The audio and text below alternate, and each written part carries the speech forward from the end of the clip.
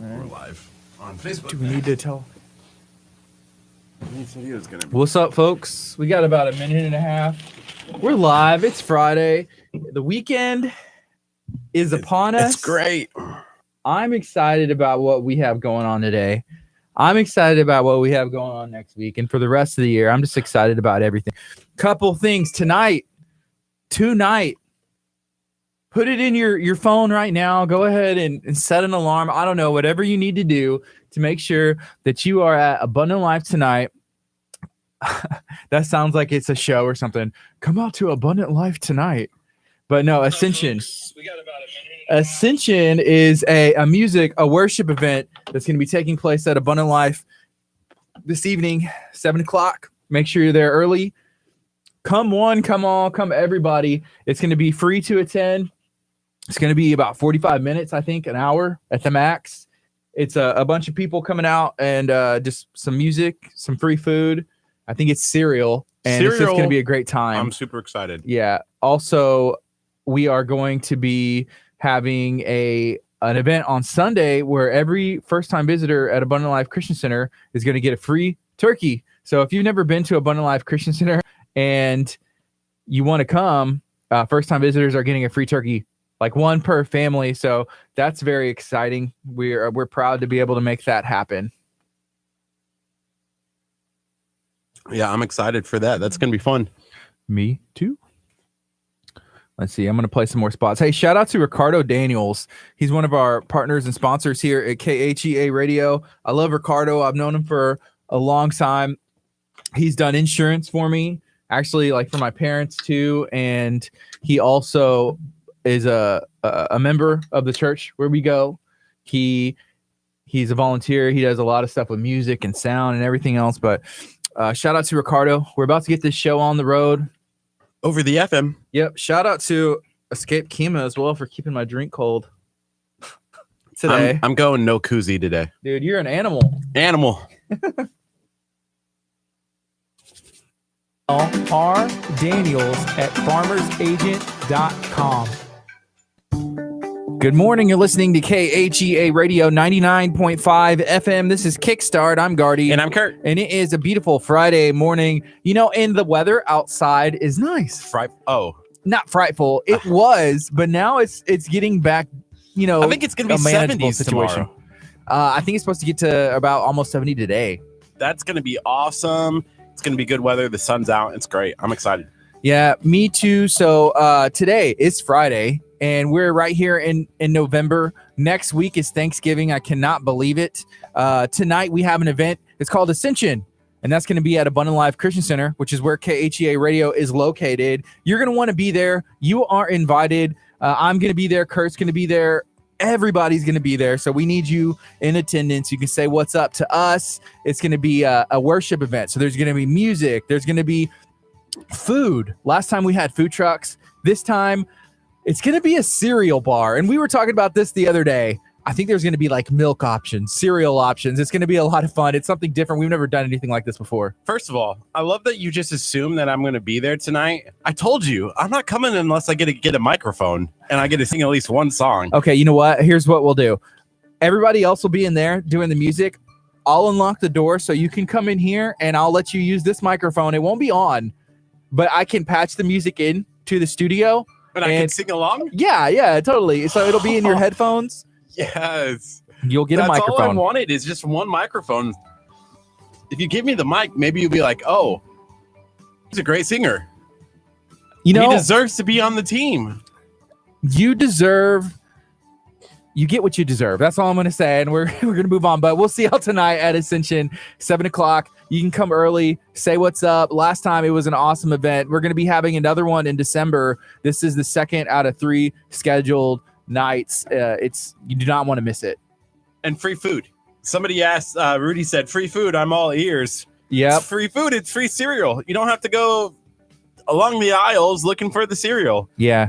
And then here's the other thing. I mentioned this on our Facebook and YouTube streams already, but hey, I'm going to say it to you. You listening in your car or at work, listening on 99.5 FM. On Sunday morning, if you are a first-time visitor to Abundant Life, to the AM service, it starts at 10 a.m., you and your family, y'all are going to get a free turkey.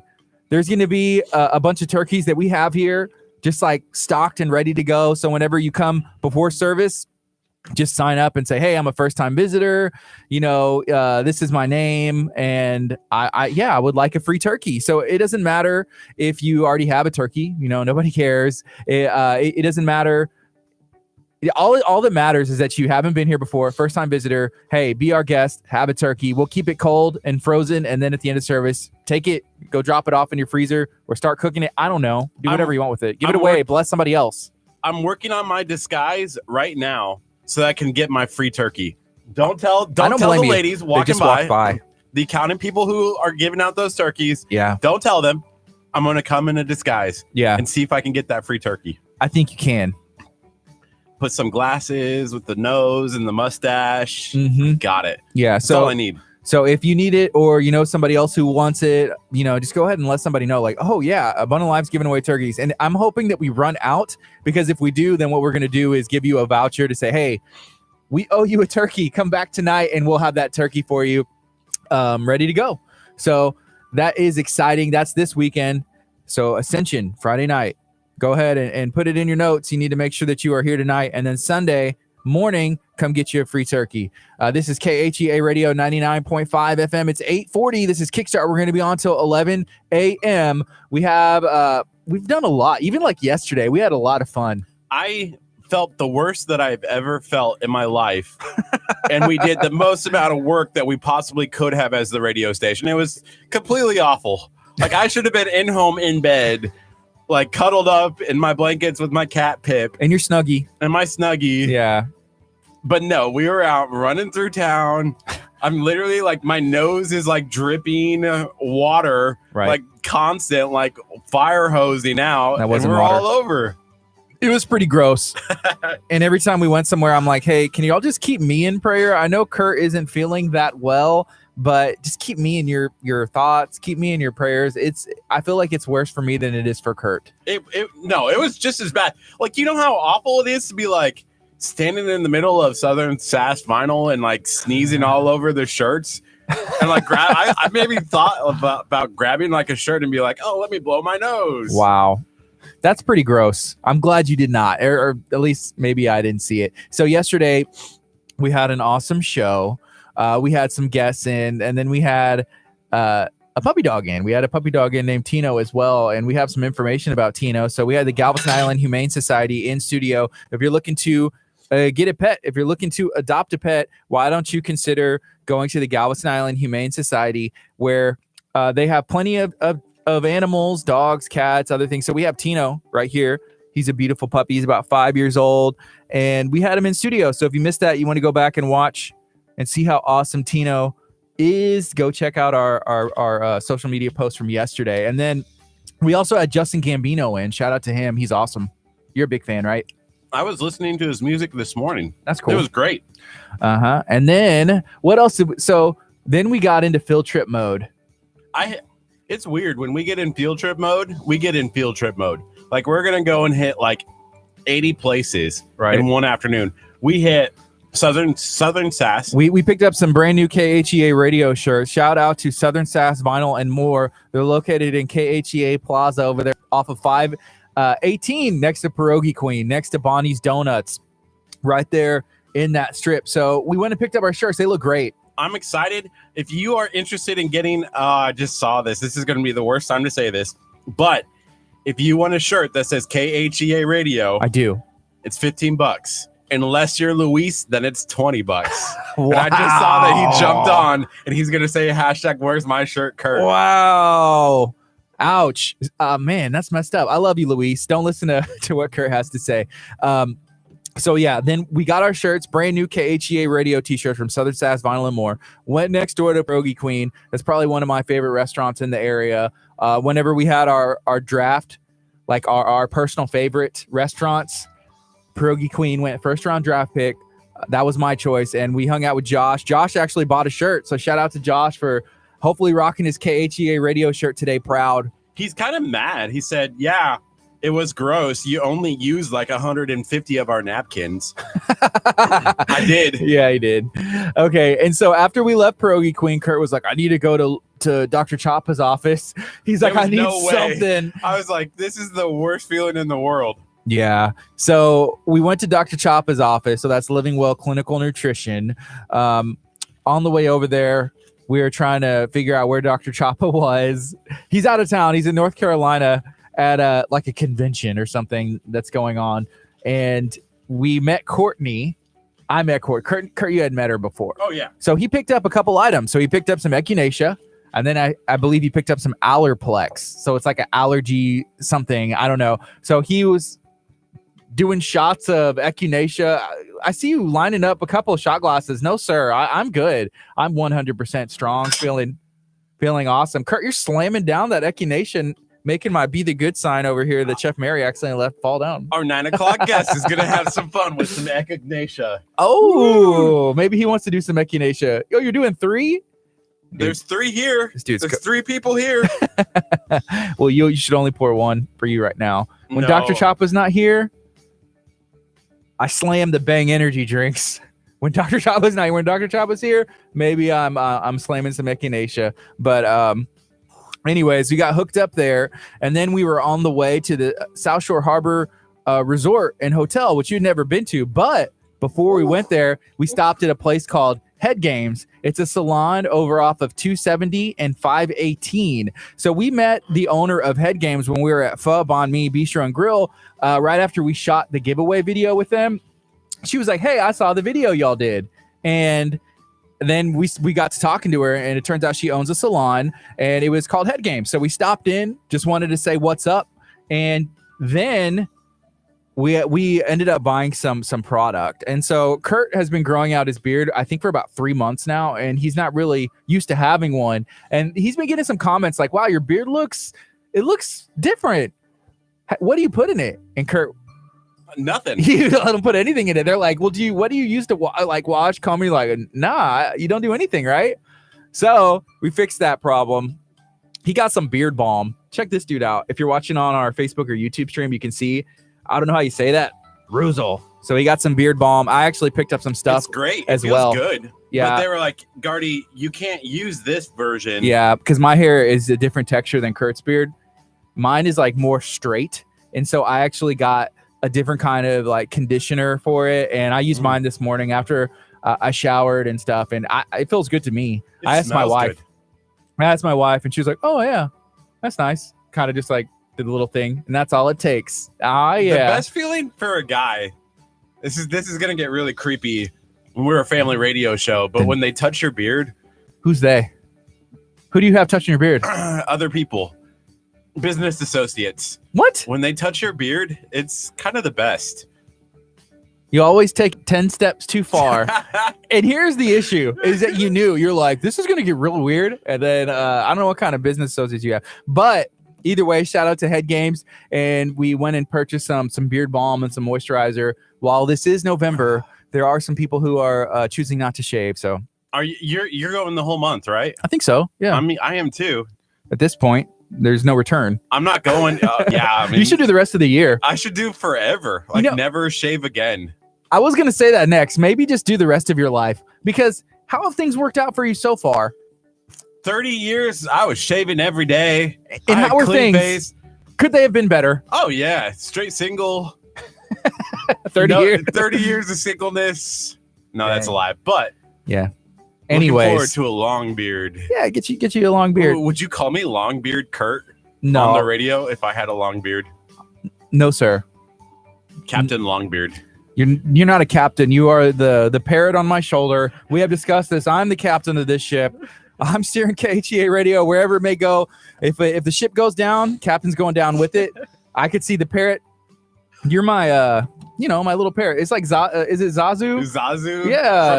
From Aladdin? Is his name Zazu? That makes me Jafar.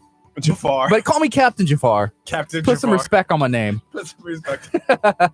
So after we left Head Games over in League City and got our beard balm, we went to the South Shore Harbor Resort and Hotel. Never been there before. Pierre Castillo from Top Star Marketing had invited us. They had a 6-foot gingerbread house that they unveiled to the world. So we walked in. I thought it was going to be low key. Dang, they had like a 15 foot curtain. They had like the gingerbread cast and crew, like they had live gingerbread security kids. guards. Yes, Security guards protecting it, and they called them like fairies or something like that. The fairies over there, they're gonna open up the curtain. They're gonna protect us, you know. Yeah. I was like, oh, okay. They It's also gonna be had like that, sir. They had a local, I believe, like ballet dance company, and there was kids there in full costume from like the Nutcracker story. It was really cool to see, and they were in character the entire time, like just walking around like in their poses. Now, and I was trying to think, like, how old are these kids? Would my kid do that and listen? I can barely get him to listen to me already. Like, I don't think he'd be like walking around in character the entire time, be like, I'm tired. It was an hour after the show, and they were still like walking around in character. Yeah, it was pretty impressive. So shout out to them. We also ran into TJ from I-45 Now there. And we also ran into Joe Perez from Texas Chronicles History, Mystery, and Adventure. And it was kind of funny when I thought it was funny. And that's why I said it when we walked in. I just said real loud, I was like, what? We were promised an exclusive. What are these guys doing here? It felt so weird. Like, it brought me back to my days as a news reporter. I was like, oh, this is like awesome in a way. Like, because it was like, oh, there's a whole bunch of people lined up with camera gear. We're getting ready for a press conference, you know? Yeah. And it's like, oh, you're going to get the same thing that I get, you know, kind of thing. But our listeners are going to like it better than your listeners, you know, kind of thing. It felt weird. You know, sometimes whenever you're filming me, like, so this happened the other day at the grocery store. We were at Food Ride in Lamarck, and you were filming me, and I see your eyes start to shift, like looking at like what other people are doing, and it kind of makes me worried. Like, are people looking at me because I'm being loud and obnoxious and like on camera like this? There was a lady in the background of the turkey video that was literally like looking like this. I was like, what? So like, I'm trying to like stare back at her, you know, because I don't want anyone doing anything stupid on our live. You know, if we're going live, yeah, anyone could run by. You know, we've seen some of those things on the news that happen. I don't have to describe what's going to happen. But then we'd go viral, potentially. Oh, man. Is that why we want it? We don't want that. That's not the reason why we want to go viral, Gardy. We want to go viral because we do something amazing, like give birth, you know, for a man, you know, like man giving birth. Like, that would make us go viral. That's what we want. Okay. I think you just want you to go viral and not for me to be on camera. Oh. Wow. Sure. Busted. No, that's what I'm doing when I'm looking around. I'm making sure that nobody's like gonna like come by and put bunny ears on you. Or thank you. I appreciate that. Like, I'm trying to protect you. Okay, that's my job as your videographer. If somebody did that to me, what would you do? I would slap those bunny ears right off and be like, goodbye. Yeah. So I went back and watched the beginning of our video when we were over there, and so TJ from I-45 Now, he was right behind us, and he was like, KHEA rocks. But before that, he was kind of joking around, and he had his I-45 Now like logo up, which I mean, I don't care if he's in there, but it was all in good fun. But I thought that was the best way, and I'm like, oh, I bet he doesn't know that we were going live. Yeah, and it's like KHEA rocks. I'm like, can we just play that on loop? Like, get it on like a drop, be like, how awesome is KHEA? And you drop it and be like, KHEA rocks. And we're like, that's TJ from I-45 Now. Yeah, we put that like on our marketing stuff where it's just like in our pamphlets and brochures, KHEA radio rocks I-45 Now. TJ Alls. Endorsed KHEA, endorsed by TJ from I-45 Now. Not just I-45 Now, TJ from TJ. Yeah.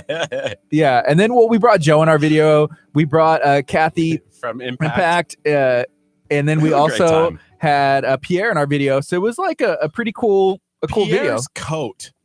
I want that coat. I almost ran out with it after I put it on. I almost ran out with it. Yeah. Shout out to Pierre's coat. It was a cardigan, and it was Ralph Lauren. He said he got it from Tanger, which is right down the street. So you could probably go get one of your own. Dang. And it did look, you asked me a question. Go ahead and ask me again. Would you respect me more if I had that cardigan on? Yes. That coat. Yes, it was a cardigan, Kurt. I feel like if you owned that cardigan, your beard would instantly like get full and thicker. It would like grow it a little bit more. Life would just make a little bit more sense, and you just look stately. It makes a statement. Like Pierre in that cardigan yesterday. If you saw that video, you already know what I'm talking about. Pierre looked like he was going on a yacht. Like, he straight up was like, I own a yacht. Yep. And then he had like maybe like a corncob pipe, but with nothing in it. Just walks around because he chews on it. He's like, y'all, I own a yacht. And that's it. That's it. Yeah. So shout out to Pierre, to Joe, Texas Chronicles, and TJI 45 Now. It was awesome, that giant gingerbread house, and shout out to the chef and his team for putting that together. They're going to be on the show later, the Wednesday after Thanksgiving. So I think that's the 27th. They're going to come in and talk about everything South Shore Harbor, and then also making the 6-foot tall gingerbread. Yeah, so they had a 6-foot tall one. We should ask them if they can make like a 6-inch tall one whenever they're like in studio.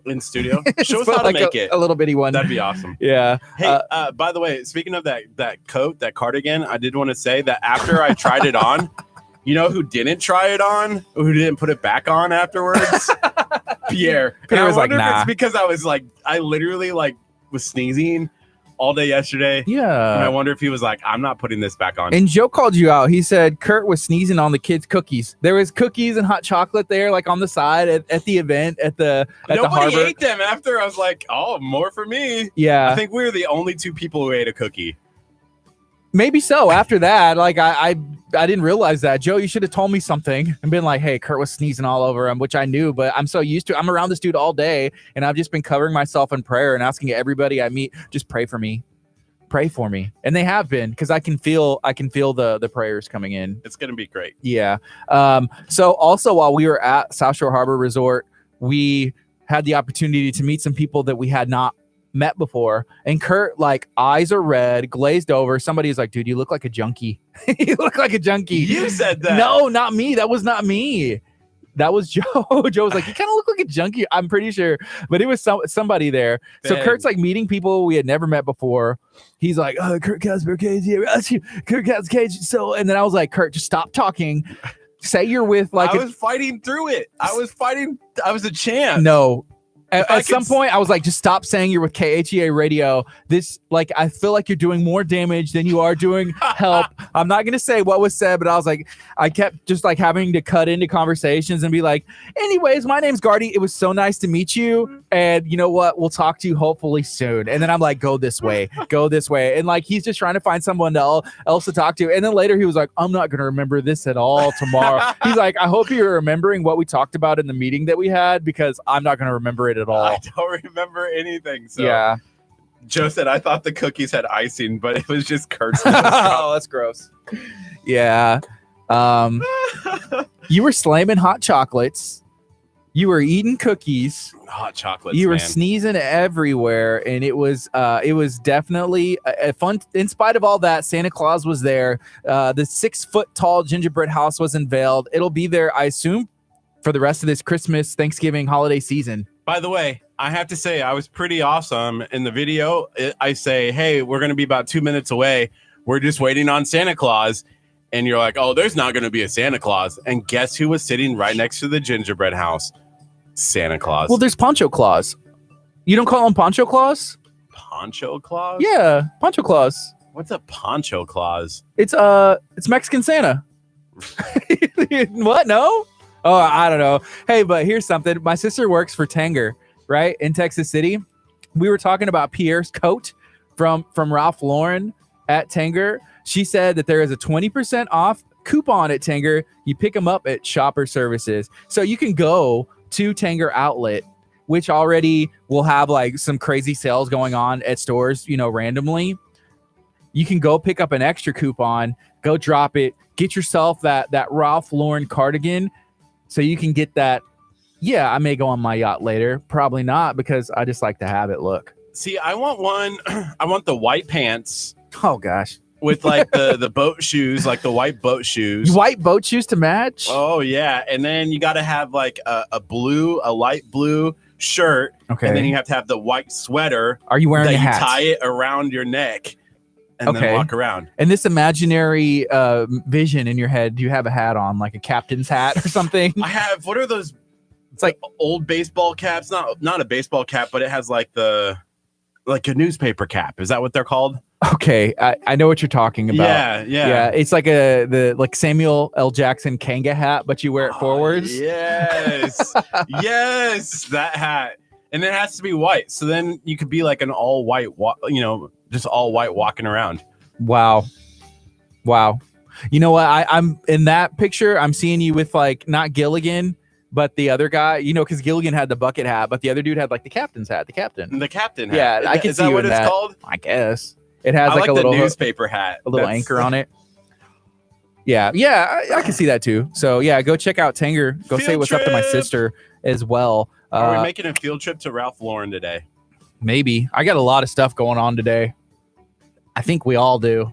Oh, yeah, I got a lot to get done today. I don't know if we can make field trips. Yeah, we can. Hey, you know what? We got about a minute left, and we're going to have a guest in studio. We're going to be talking about the great state of Texas, and we're going to be learning about some of the history and all of the cool things. Oh, where are you going with this? An adventure. There you go. Hey, we're going to take a quick break. This is KHEA Radio 99.5 FM. It's 9 o'clock. Stay tuned. We're going to have a lot of fun. We're going to keep the fun going on our Facebook page. We're going to keep the fun going on our YouTube stream. Make sure that you are subscribed to KHEA Radio on YouTube. Search KHEA Radio. Hey, and guess what? We have an Instagram as well, at KHEA Radio. This is my good friend's Bright Work. Hope for Love on KHEARadio.com. Joe said Newsies hat for Newsies? Sure. All right.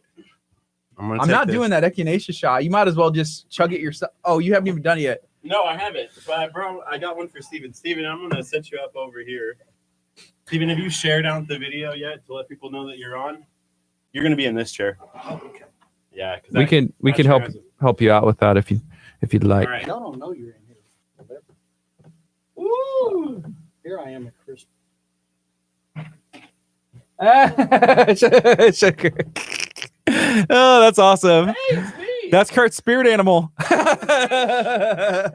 be in Tomball tomorrow for Christmas parade.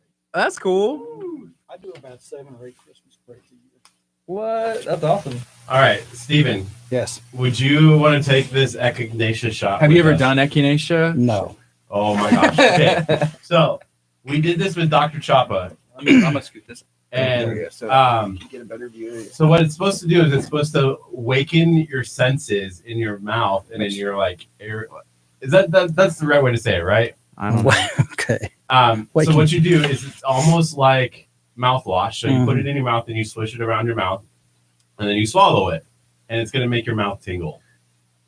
It makes your mouth water. Yes. And it's really difficult to do this whenever you're talking on the radio. That's why I don't like to do. You know, whenever we do it with Dr. Choppa, I have a problem with too much saliva in my mouth. Already? Yes. Maybe you should And microphones don't make me nervous because I played music for over 40 years. Really? What do you play? Bass and lead sing. Dude, that's what's up. I play bass too. I love bass. Do you? Yes, sir.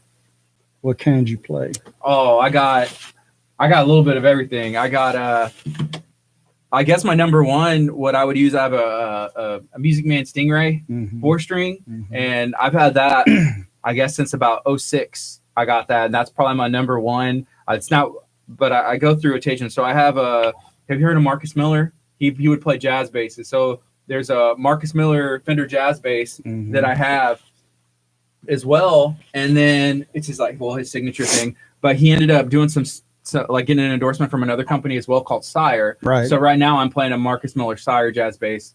But I got a 62 reissue P bass. I'm not really much on a 5-string, but I did get a 5-string when I was in high school, a Yamaha 5-string, and so I have that as well. Hey, if I can't do it with 4, I'm sure not going to do it with. Yeah, that's what. Whenever someone like Jaco Pastore, I was talking about my friend. He played 4. He played 4. Jaco needed 4. You got Marcus Miller can do it with 4. Like all those guys can do it with 4. Yeah, some people like 8, 6. But for me, I'm like I'm gonna learn these 4, as well as I can, and then I have one 5. Yeah. I have one regret playing. I sold a buddy of mine this bass, and I should have never done it. But anyway, I had a Hofner original. Oh, really? And I sold that, but I always played a Gibson EB3. Nice. That's awesome. So, those are heavy, right? I don't have a Gibson. they're heavy, but they've got a small scale, and having a small hand, it helped a lot. Yeah. So. I have a Rickenbacker. I have a Rickenbacker bass as well. That one's a 92, and I had bought before I got married and had kids, and it was like, I started working back when you had money. Well, yeah, I was saving money, and it was just like, what am I getting next? Let me get this and this, and now I've never sold any of my guitars or my basses, so that's kind of, you know, from whenever I was a kid. I was like, why would I want to sell? What if I wanted again? I only did that because he is a friend. You know how musicians are. They almost never let go of anything. Right. And I've got speakers, man. But I've got 418s and 615s. Yeah. All that kind of stuff. I got 14 guitars, but you know, I just had the one bass that I always. Yeah. The Hofner, that's like what Paul McCartney. Yeah, I would say the Beatles. Mm-hmm. Look just like it. Yeah. Well, there's a group that goes around called, I think it's the Fab Four. And I'm sure, have you been to Danny D's Guitar Hacienda off of Highway 3? Yeah. So I saw on their social media that they had posted a picture with Danny D, and the bass player for the Fab Four. He had his Hofner, and Danny had done a refret job for him on his bass, and they had put all the specs. Oh, this is a Hofner, and probably your bass. I'd be like, oh. No, mine ended up going to Canada. Okay. He took it up there, and then I think somebody stole it from Oh, me wow. one night. So Hey, I had a jazz bass, so they got stolen. I went. So me and a group of friends, I just graduated high school. We had our band. You know, we're playing, and we're in Dallas, just playing like different places in Texas as much as you can. And we were pretty, you know, not smart, I guess. So we had our trailer. We didn't know we had a lock, but we didn't like park up against something. We didn't have, maybe we could have like double locked it. We could have done some other precautions, but we were like 18, you know, just graduated high school, more eager to go. We're going to take on the world. And then like, oh, there's a bunch of really not nice people out there. They stole everything but our drums, our amps, bass amps, guitar amps, guitars, everything except the drums, which was the most expensive thing. But learned a lesson in locks and parking and everything the hard way. But that was a nice Sunburst jazz bass that most of my friends that play bass, they always like playing Fender Precision. But I didn't care that much. Precision has a wide scale, right? You know, and you got to, And usually on my EB3, I can reach 4 frets, but on that one, I can only reach 3. So, well, the jazz bass neck, just because it's even like at the because like the neck, if this was the neck on the P bass, you know, and the jazz bass has a little bit so you can actually get up and down a little bit easier. Curt grew up singing and playing piano, and I took piano lessons and found out I'm going to play guitar, you know, but I wish I would have stuck with it. Me too. I started taking some lessons one time, but I didn't continue, and I regret that. You know, I tried to get my kids to play, but no. So, like I told him, you know, you'll always have a job. People always want piano players. I mean, for sure. Even if you want to go sit in a piano bar somewhere and play, you know. I was never good enough to do that. How's your mouth doing? Are you able to talk again now? Can you do the rest of ours? No. Please double them up. Hey, just remind me while we're, after we get through some of the SRT stuff, there's a friend of mine over in Galveston. I'm also a member of the Sons of the American Revolution. Okay. But they are in the process of trying to get a statue built for Bernardo di Galvez. And what most people don't realize, even though Galveston was named for him, he was very instrumental in the American Revolution. And so much so that when Washington did the first 4th of July parade and he was riding his horse down the street, Lafayette, you know how important he was to Washington. He rode on the left side. Galvez rode on the right side in this first parade with Washington. And the right side is the side of honor. So wow. He was highly thought of by George Washington. And the reason he was so highly thought of is Galvez was the governor of Louisiana at the time. And the troops were starving. So he went down to South Texas, got a herd of cattle, and drove them all the way up to Washington's army, and he fed the troops up there. Yeah. So that's why we probably would have lost the war had it not been for Galvez. Yeah. Yeah, So- that makes a difference. And They got most the- people don't realize that, but this is actually a large statue that's going to be placed at Menard Park, and Bill's trying to get people to make donations. So Okay. that would be How much does a statue or a monument like that you normally run? usually about 400,000. Okay. So I just need $400,000. You can get a statue of And I can have yourself. a statue of myself. Where would you have it placed? Compared to this one, I think Right yours would be out. around 20. Dang. We can just get your head. We can just like do I didn't mean to be like tacky. Dang. Like, only like $20. Dang. we can get a pinata. A pinata made of Kurt, and then we'll have it at my kid's birthday party. Dang. River is turning 2 in I just February. put the statue out here right in front of the church. Oh, Yeah, I don't know about that. Dang. I don't think that they'll be down. No, probably never. Yeah, something crazy would have to happen. I got to thinking about Christy on the way over here. I thought, man, that would be really neat when we get close to Mm-hmm. San Having her Jacinto Day come. to have her come in here with me in period dress. That'd be That'd be awesome. So Kurt grew up in Nebraska. He doesn't understand that we took. I was like, we took Texas history. Did y'all take Nebraska history? And he was like, no. No, we actually teach us real stuff to learn. Hey, Yeah. there's fighting words. I know. That's what I tried to. I was like, he's like, why do? I was like, well, it's a big deal. Like 7th grade, we take Texas history. I think everybody does. It's just Do you know Hey, out his there mic. at San Jacinto? Your You're mic, sorry. I mean, it's all down here. I got you. Okay. There's actually about 15,000 people go out there for San Jacinto Day now. Mhm. It's got large. Yeah. Have you been out to the monument? Next one. Yep. Okay. I have not been out there yet, but I'm really excited at some point. They do a reenactment. It's out there. 225, right? Is if you're trying to get out there, it's off of It's 225. off 225. It's Independence Parkway. Mm-hmm. And it goes straight down. Actually, if you can get in early, you can get a pass to get in. But if you wait, you have to take a shuttle to get in. Yeah. But Whenever. I have access to some passes. Sweet. Hey, we can get some of those passes then.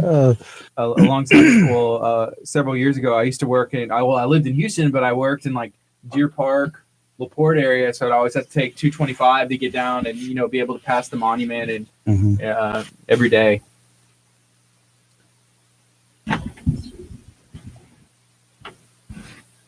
So you're with it's the Sons of the Republic of Texas, is that correct? Yes. The Sons of the Republic of Texas. And we have about 2.5 minutes left, and then but let's kind of talk about like what does that mean? I think you'd let us know a little bit, but if somebody's never heard of the Sons of the Republic of Texas, what exactly does that mean? It's a lineal heritage organization of people whose families were actually in Texas when Texas was a republic, its own country, Mm-hmm. from 1836 to 1846. Awesome. And yeah, Texas does have a lot of history, and I think one of the reasons people have so much state pride is because, well, the size, the fact that we were, a republic, that we were our own thing, for however long, Right. and a lot of people take pride in that.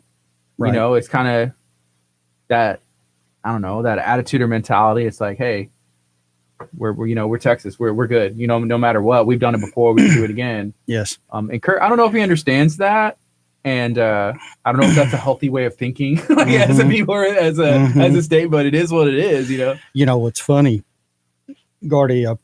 We have our meetings over here at Kelly's Restaurant, Lamar. Okay. And there's one kid that usually does the tables Mm-hmm. for the restaurant, and he's always in there whenever we're doing. Just because I know I told you I was sneezing all over everything yesterday. Wow. I don't want you to feel. How does that sound for you guys? How does that sound with Kurt rubbing the microphone before you let me turn it down or anything? Polishing it up nice and neat. No, that's really annoying. I apologize for Kurt. Anyway, we meet over at Kelly's Restaurant. This one kid's excuse me, he's the waiter there. And after about 5 or 6 meetings, he came over and he says, well, can anybody join this organization? I said, no, your family has to have been here. I said, but we do have honorary members. And he says, you know, he says, being from California, he says, like most of the country, he said, we just think Texas people are arrogant, you know. Right. And he said, that's not the thing. He says, you know, now that I've been coming in here, he says, I see it's not arrogance, it's a sense of pride. Right. We got 10 seconds. Okay. So we'll go on. We'll introduce you and keep it going.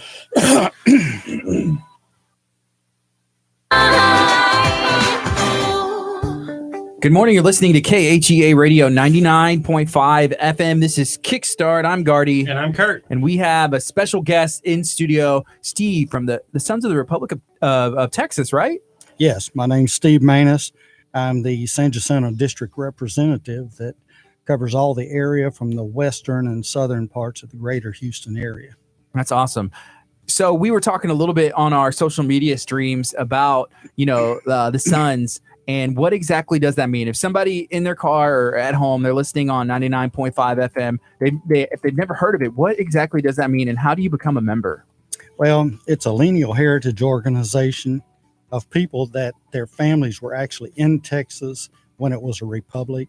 In other words, it was its own country from 1836 to 1846. Okay. And how many people like today would potentially like fall into that category?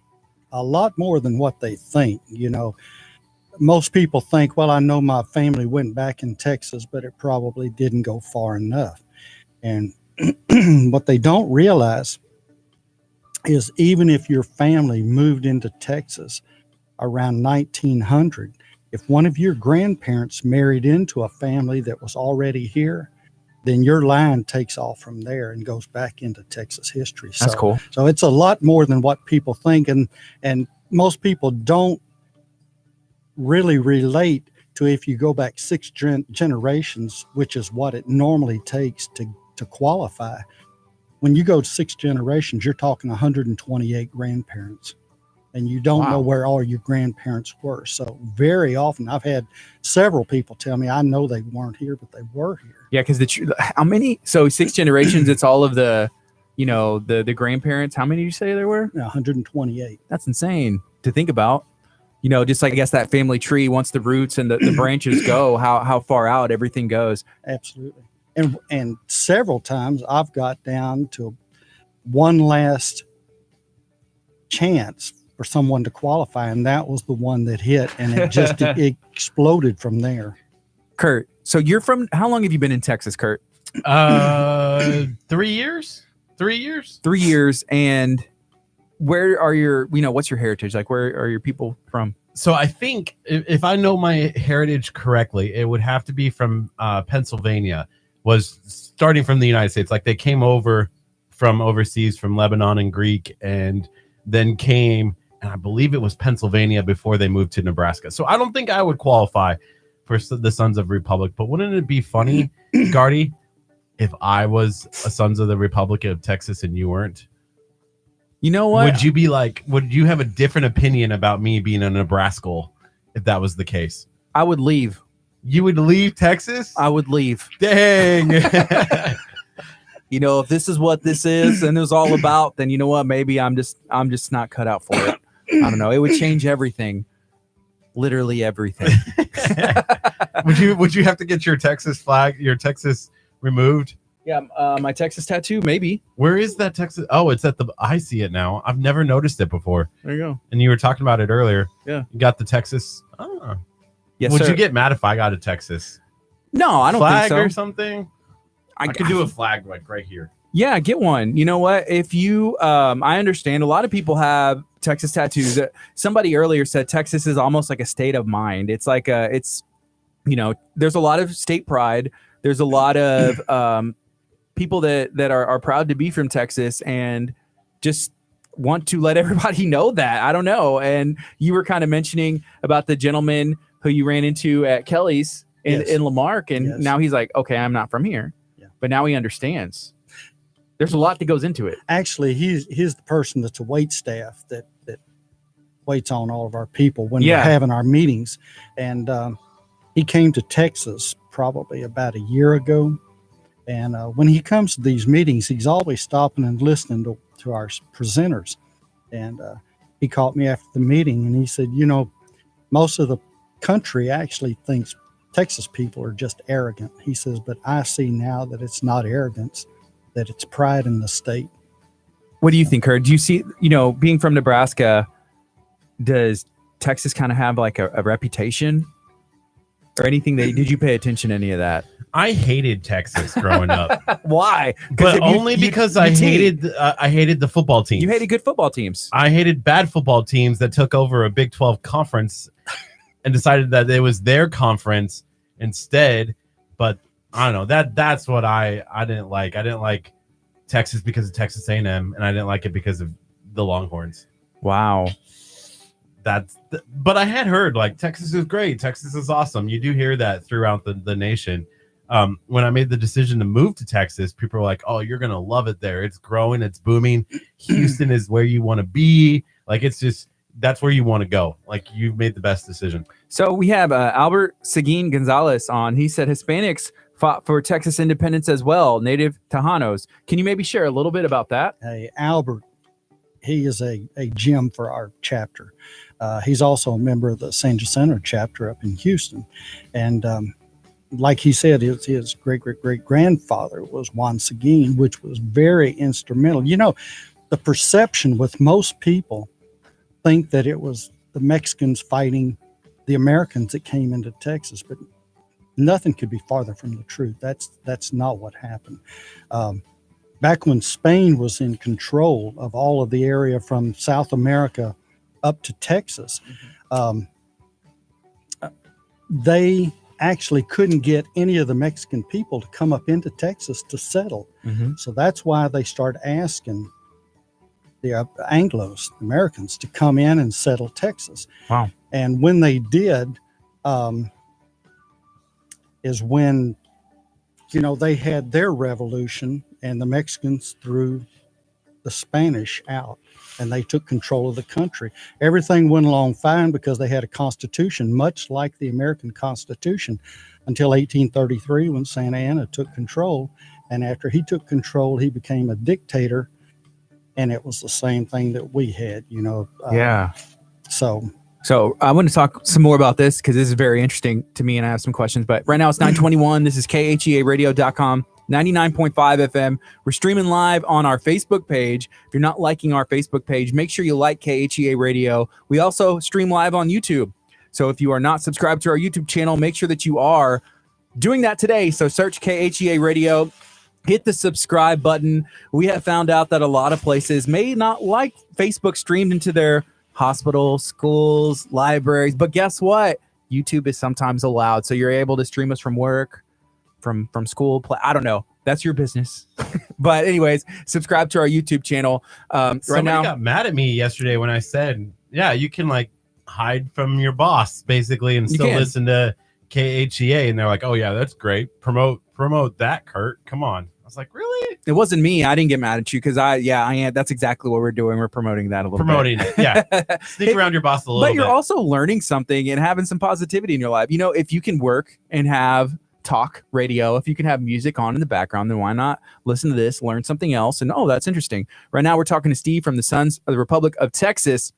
And we're talking about, the wars that took place and Santa Anna and all this stuff, because most people from Texas take Texas history in school, like in junior high. It's just part of what you do.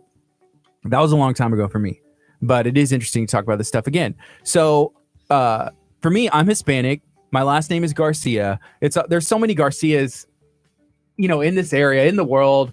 It's kind of hard sometimes to trace back like the history. Even my dad, Jerry Garcia, that's his name.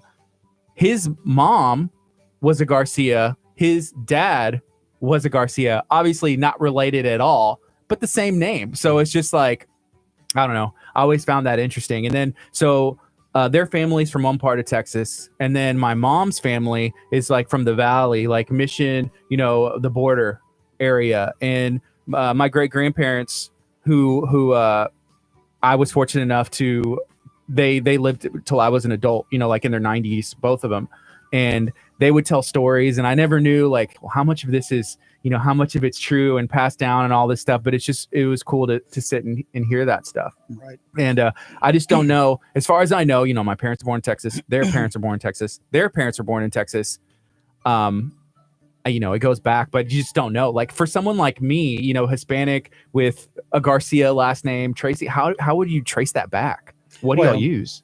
A lot of times I'll use Ancestry. I also use Family Search, which is the website for the Mormon church that has a library in Salt Lake City. And my wife and I just went there in August.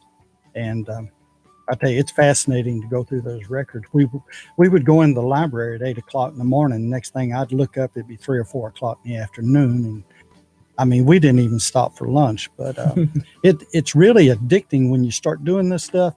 And, the way I look at it, if you don't do your family history, there's no guarantee anybody else will. Mm-hmm. And as you get older, your family history becomes more important to you, that your children know what your family actually did if they were here or wherever they were. As you get older, it just becomes more important to you. That's cool. Yeah, I have seen some pictures of, this was your great, great, great, great, great, great, great. He came from Spain or he came from here and all that stuff. And can you be a part of the Sons of the Republic of Texas if, like, let's say my family was fighting on the wrong side? You know what I mean? Like, hey, yeah, they were here, but maybe they were not, for the Texas side, maybe they were fighting on the other side. I don't think that's going to go over real well. It's like, yeah, I guess they were definitely with Spain and all this stuff, but yeah. But it's citizens of Texas. If they were a citizen of the Republic, then yeah, they would qualify. But when you start talking about Texas history, my family came over in 1827. Actually, my fourth great grandfather, he fought with Andrew Jackson at the Battle of New Orleans. Mm-hmm. And then several years later, he came to Texas in 1827 and received a land grant for 4,428 acres. Wow. In what is now Austin County.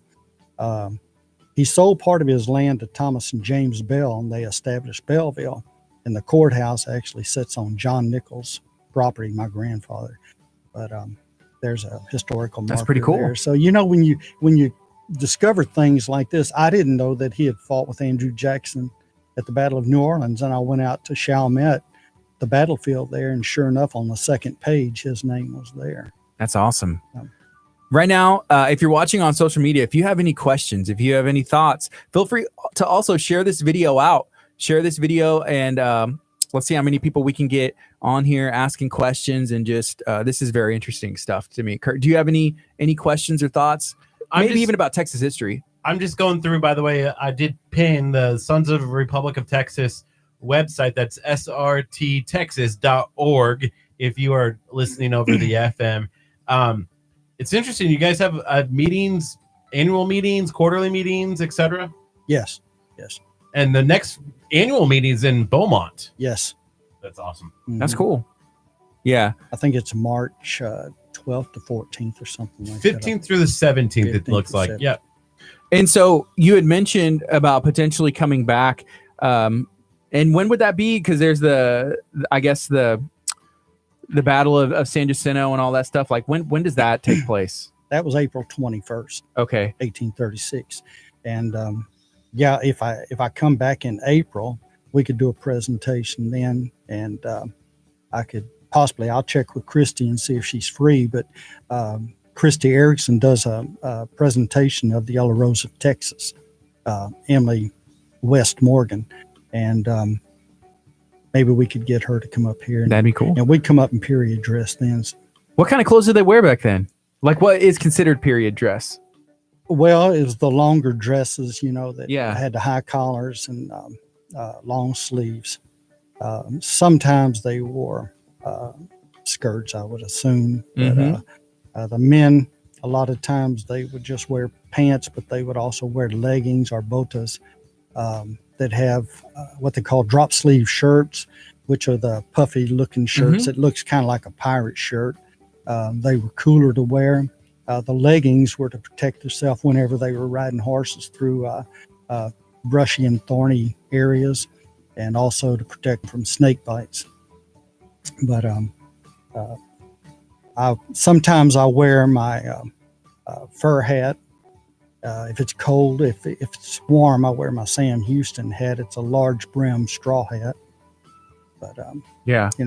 there's different variations of what they wore back then. Yeah. I guess even like, if you were a farmer or you were this, there's Yeah. different kinds of, or if you were in the army or in the fought in a battle or something. So Right. all that stuff's pretty cool. Why does Texas make people take Texas history as an entire class? I remember like studying Nebraska history, but it wasn't like an entire class. Why is Texas like that? Pride. I also excuse me, but I think it's because Texas was a country and they want to hold on to their history. I know there's very few states that actually teach their state history, but it's very important to the Texas people.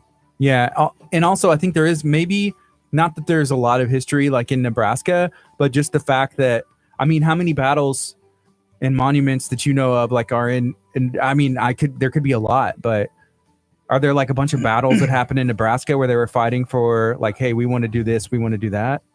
There were battles. I mean, they talked about like the Sioux tribes were in the area. So with just the Native Americans? Yeah. And then also Oregon Trail ran through that area. I mean, Right. There was a lot in Nebraska still, but we didn't take a whole year. I think we took like classes, states, but it was more just like, okay, we're going to add Nebraska and this is going to be the chapter.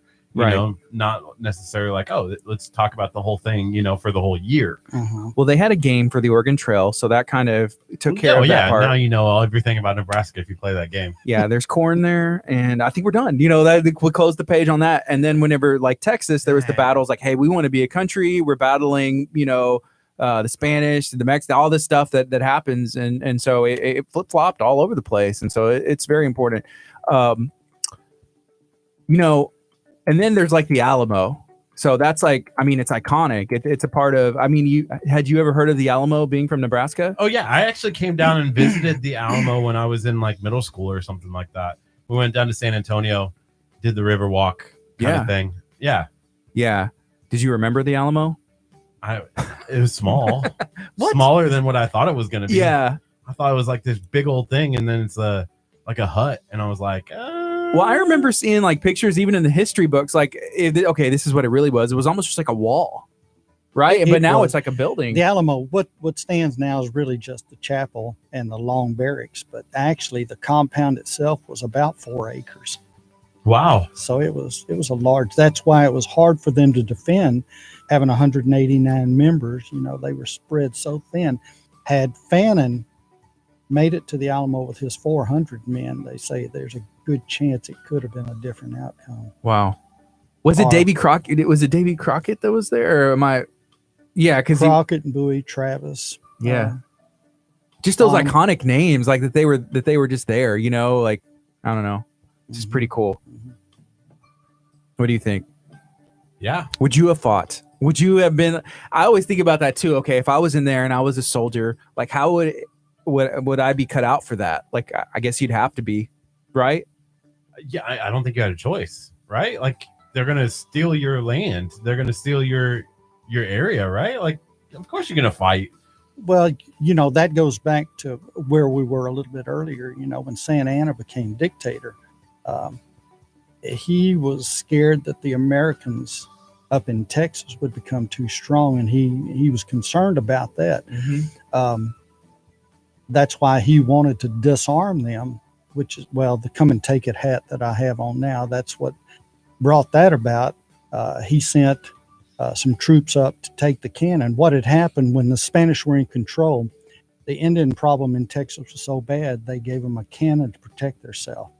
Then when Santa Anna came into power, he wanted that cannon back to disarm the Americans up there. So when he sent it up there, in Gonzales, that's where they had the cannon on the riverside, and Wow. they told them, come and take it if you want it, and they started across, and the cannon was shot at them, and that pretty much ended that. So the cannon probably would have been like the big gun. Like this is the weapon we have. I don't even know what it would be comparable to today. Yeah. But something like, hey, have the advantage. If you have the cannon, you got the upper hand. Definitely. And it wasn't always just a large cannonball that was shot. They would cram anything down in there, nails, horseshoes, and whatever, Yeah. and kind of shoot it like a scatter gun. Yeah. So it was dangerous. Yeah.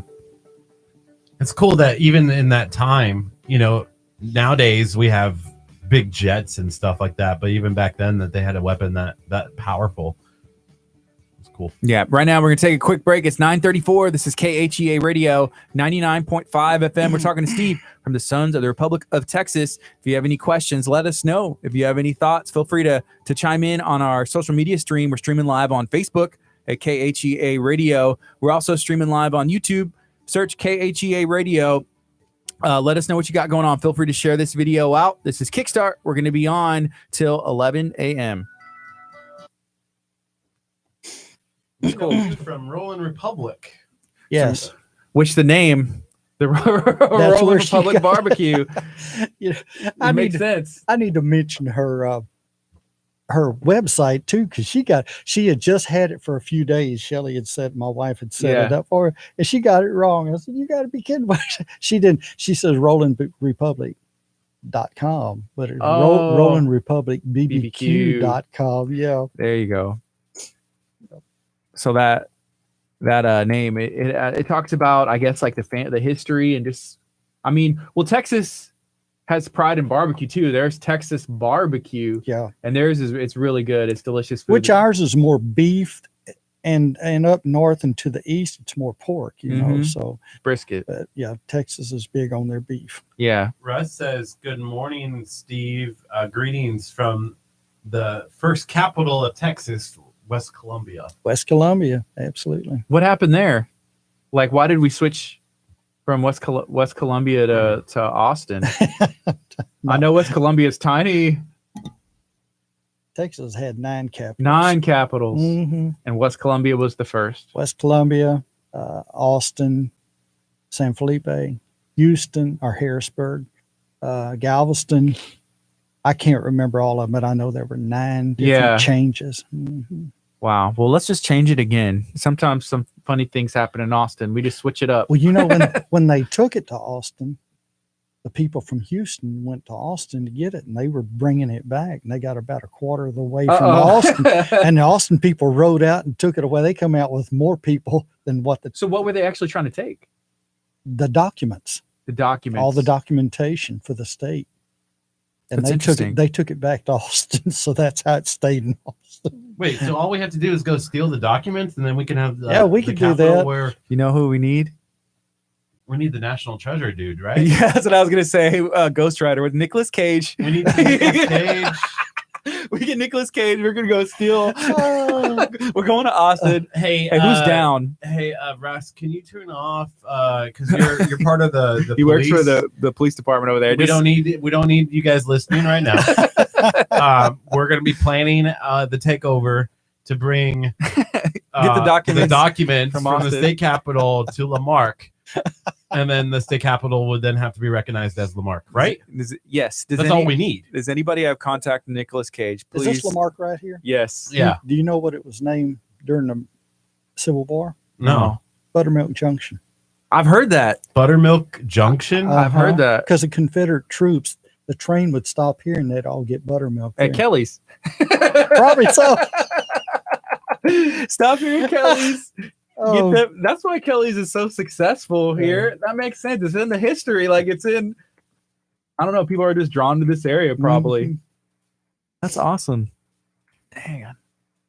Yeah, I'm full of useless knowledge here. Buttermilk Junction.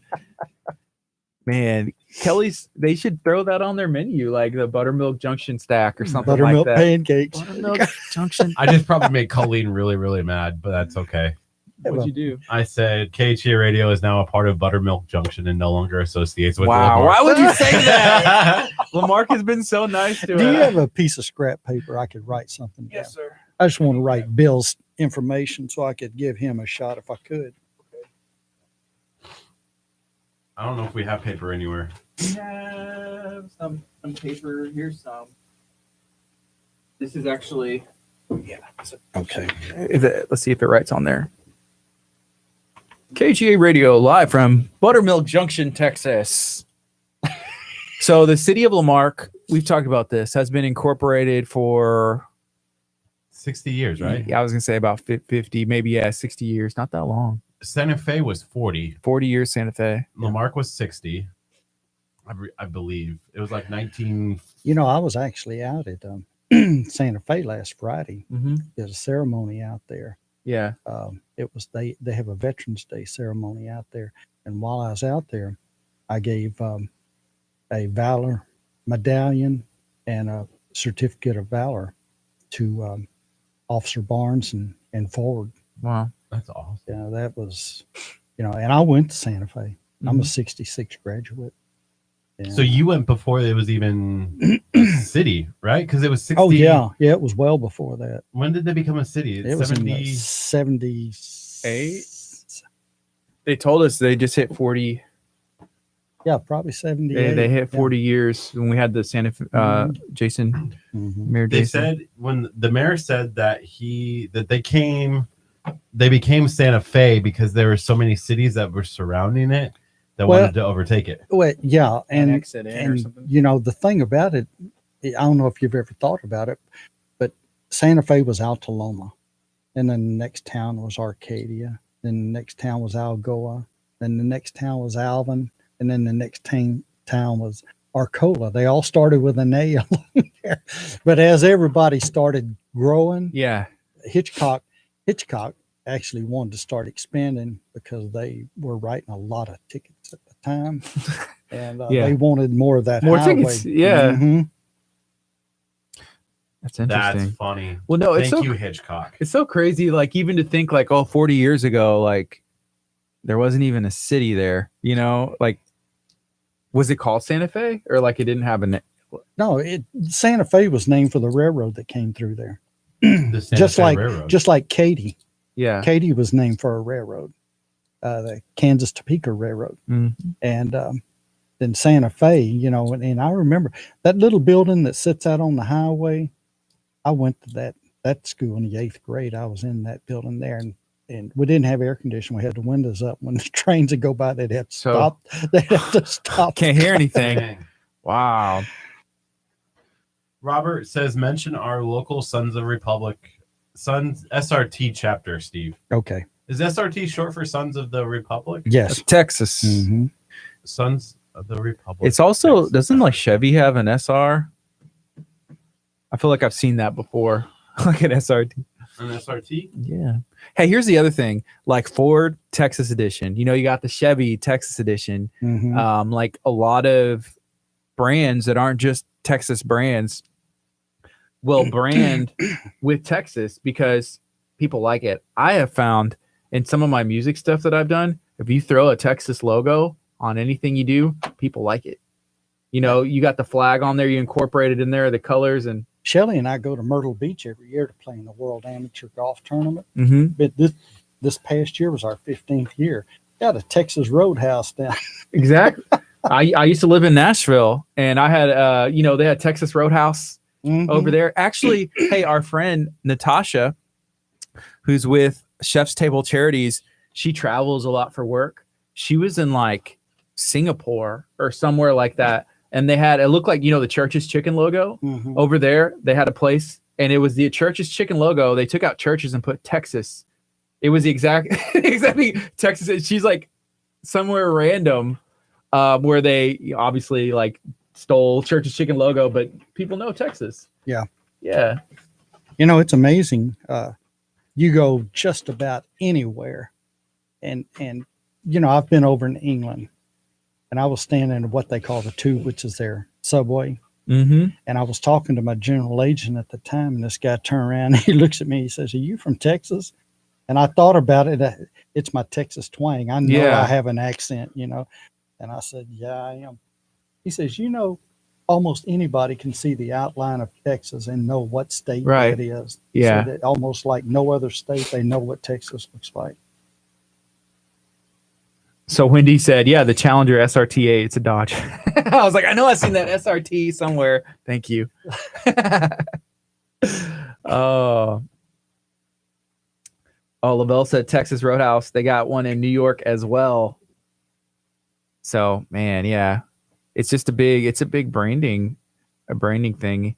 Yeah, I'd went to like Goodwill or something like that and bought a Texas Roadhouse shirt like Nashville. Like I just thought it was interesting to have, kind of a little ironic and funny, like Texas Roadhouse, Nashville.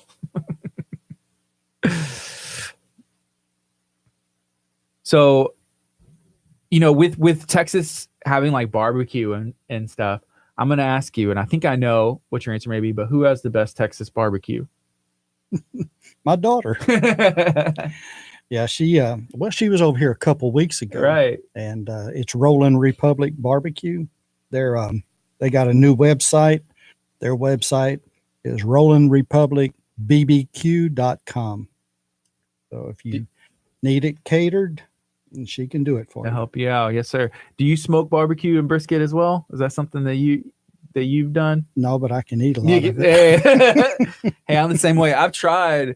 I've done some brisket. It's a lot of work, and you got to learn, and then you got to learn some more because it takes time, so it's not just something that you, like I tried, like I started last year, like, hey, I'm gonna start smoking, and it's okay. But then it's like, dang, I can go to Rolling Republic. I can go to these other places, and they have like, they figured it out. It's perfect. Yeah. But it is fun. And it's like almost like a game, because I gotta keep the heat up, and it's like 10, 12 people smoke at all kinds of hours. My son-in-law fixes ribs and they just fall off the bone. I mean, they're just so tender.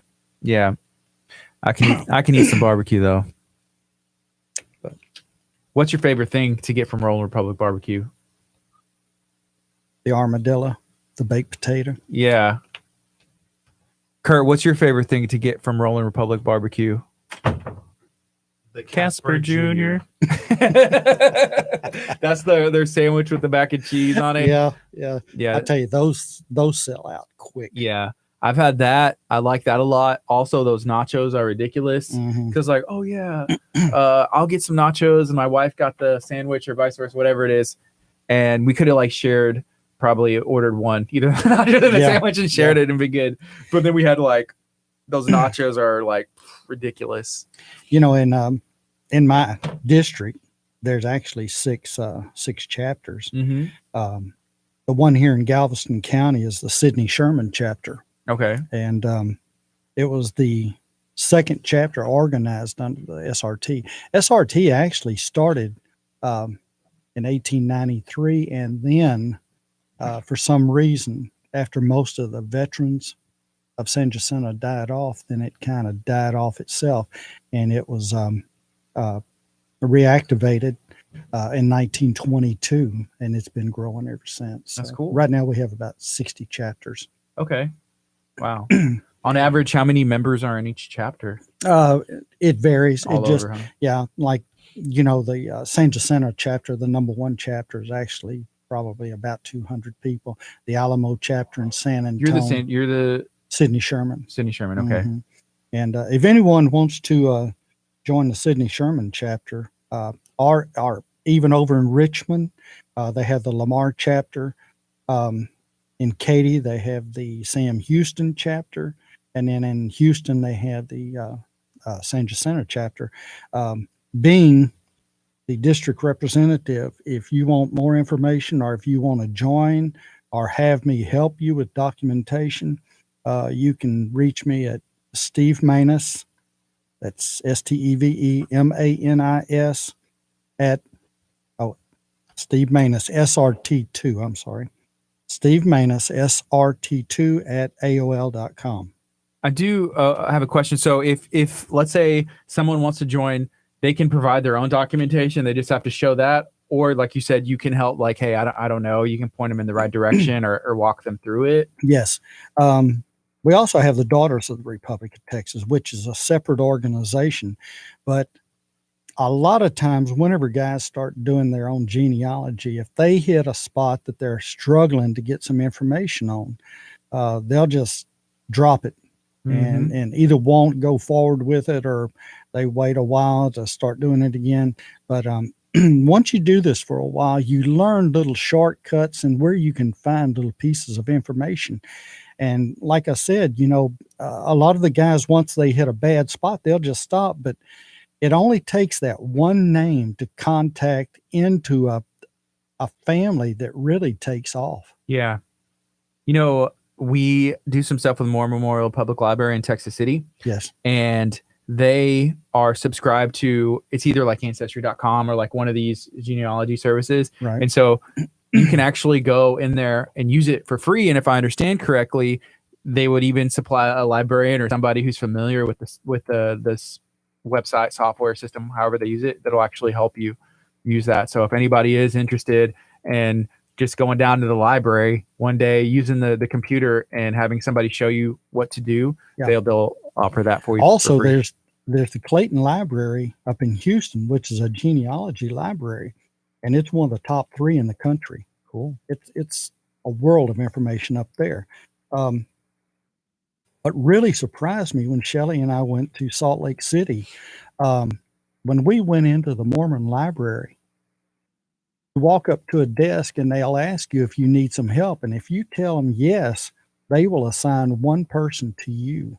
Wow. And that person will go sit at a computer. If there's 5 people in there, they'll have 5 people working with those 5. There's 100 people in there, they'll have 100 people working with those people. I mean, they assign them one-on-one to help you. That's cool. Is that just like an old one that somebody didn't pick up? Yeah. Yeah. Do you want to go on after this if song? you are Sure. you're done with that? Yeah. We can do. If people don't, then we just we should just regift it. I got it.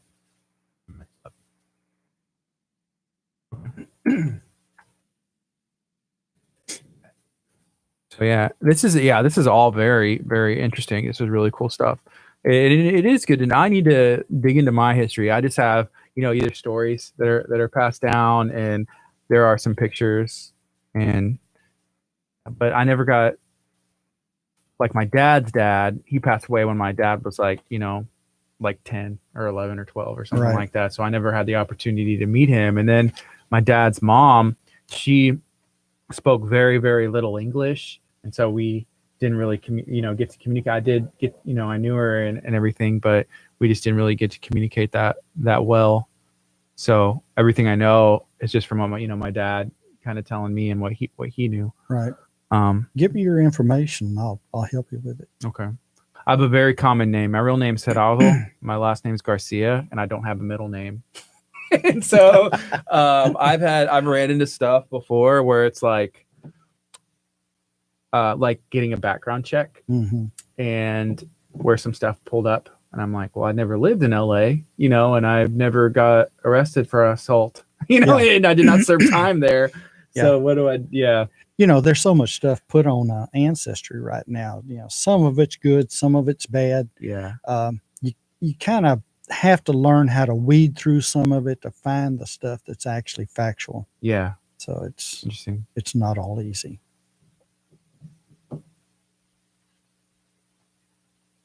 We got a minute 50. We'll go back on, and it's all good. So I got a Facebook page too. So the Facebook page, Sons of the Republic of Texas, Sidney Sherman chapter. Is that the best chapter? Your chapter. Is it the best Sons of the Republic? Let me tell you about my chapter. It's hard to qualify people for this because finding all this documentation. In just a little over 2 years, I took my chapter from 8 members to 72. Wow, that's cool. That's how I ended up district rep. Yeah, the old saying, "No good deed goes unpunished." Well, that's what happened. Oh, that's funny. They figured you did this. they figured I could grow mine that fast. I could grow these other ones. Yeah. That fast. Well, actually, the one over in Richmond, it's been going for 3 months now. I've taken it from 8 members to 19 already. That's good. Very cool. Growth is good. What's up, Amy? Hey, we're talking Sons of the Republic of Texas. We're talking about some Texas history and a little bit of everything that has to do with the beautiful state of Texas. Also, the other thing, like with Texas being so big, like if you like, hey, the city life's for me, or like country life, or I like East Texas or the Panhandle, West Texas, the border. Like there's so many different flavors that you can get from one state. The varieties all over the place that you may not get in another state. Right. It's not as much, but I'm sure Nebraska has variety because you all have some country stuff. And then there's Omaha, like, they have like 10,000 people and that's the big city. Good morning. You're listening to KHEA Radio 99.5 FM. This is Kickstart. I'm Gardy. And I'm Curt. And we got Steve from the Sons of the Republic of Texas in studio. Good morning, Steve. How are you doing today? Doing great. Doing great. Yeah, thank you for joining us. We've been talking about everything that has to do with the great state of Texas. Curt, you sound kind of down a little bit whenever I said, yeah, you're just insulting my Nebraska state. Maybe I have Nebraska pride. Is there the Sons of the Nebraskan state of Nebraska? Because y'all were never a republic, I don't think, right? That's because, never mind. I was gonna say something like, no, we were good. Nebraska is a great place. So is in Texas. Johnny Carson came from Nebraska. Who else came from Nebraska? We've talked about Curt Casper. Well, okay. Who else came from Nebraska? He has a sandwich named after him at Rolling Republic called the Casper Jr.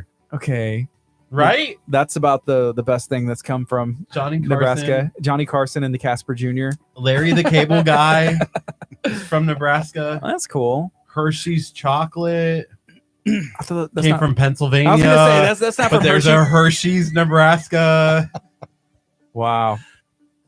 Yeah. We have Matthew McConaughey.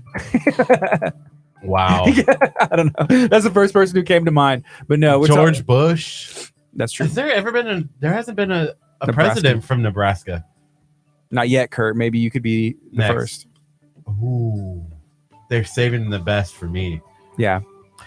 Anyways, Texas. Yeah, we're talking about the Sons of the Republic of Texas. Steve, can you mention your chapter again and kind of like how you grew that and how you came to be kind of where you are today? It's the Sidney Sherman chapter, and it's located in Galveston, but actually there's members all over the county, so that's why we more or less use Galveston County. Mm-hmm. But it was dormant for several years, and I made the mistake one day of saying, I had actually joined the Lone Star chapter up in the Woodlands, and the reason I wanted to join that chapter is it's one of the more active chapters. They have Rolling Thunder, their cannon that they take around to ceremonies, and they shoot the cannon. Can they bring that in studio and shoot the cannon here? Oh, does it actually shoot stuff, or yes?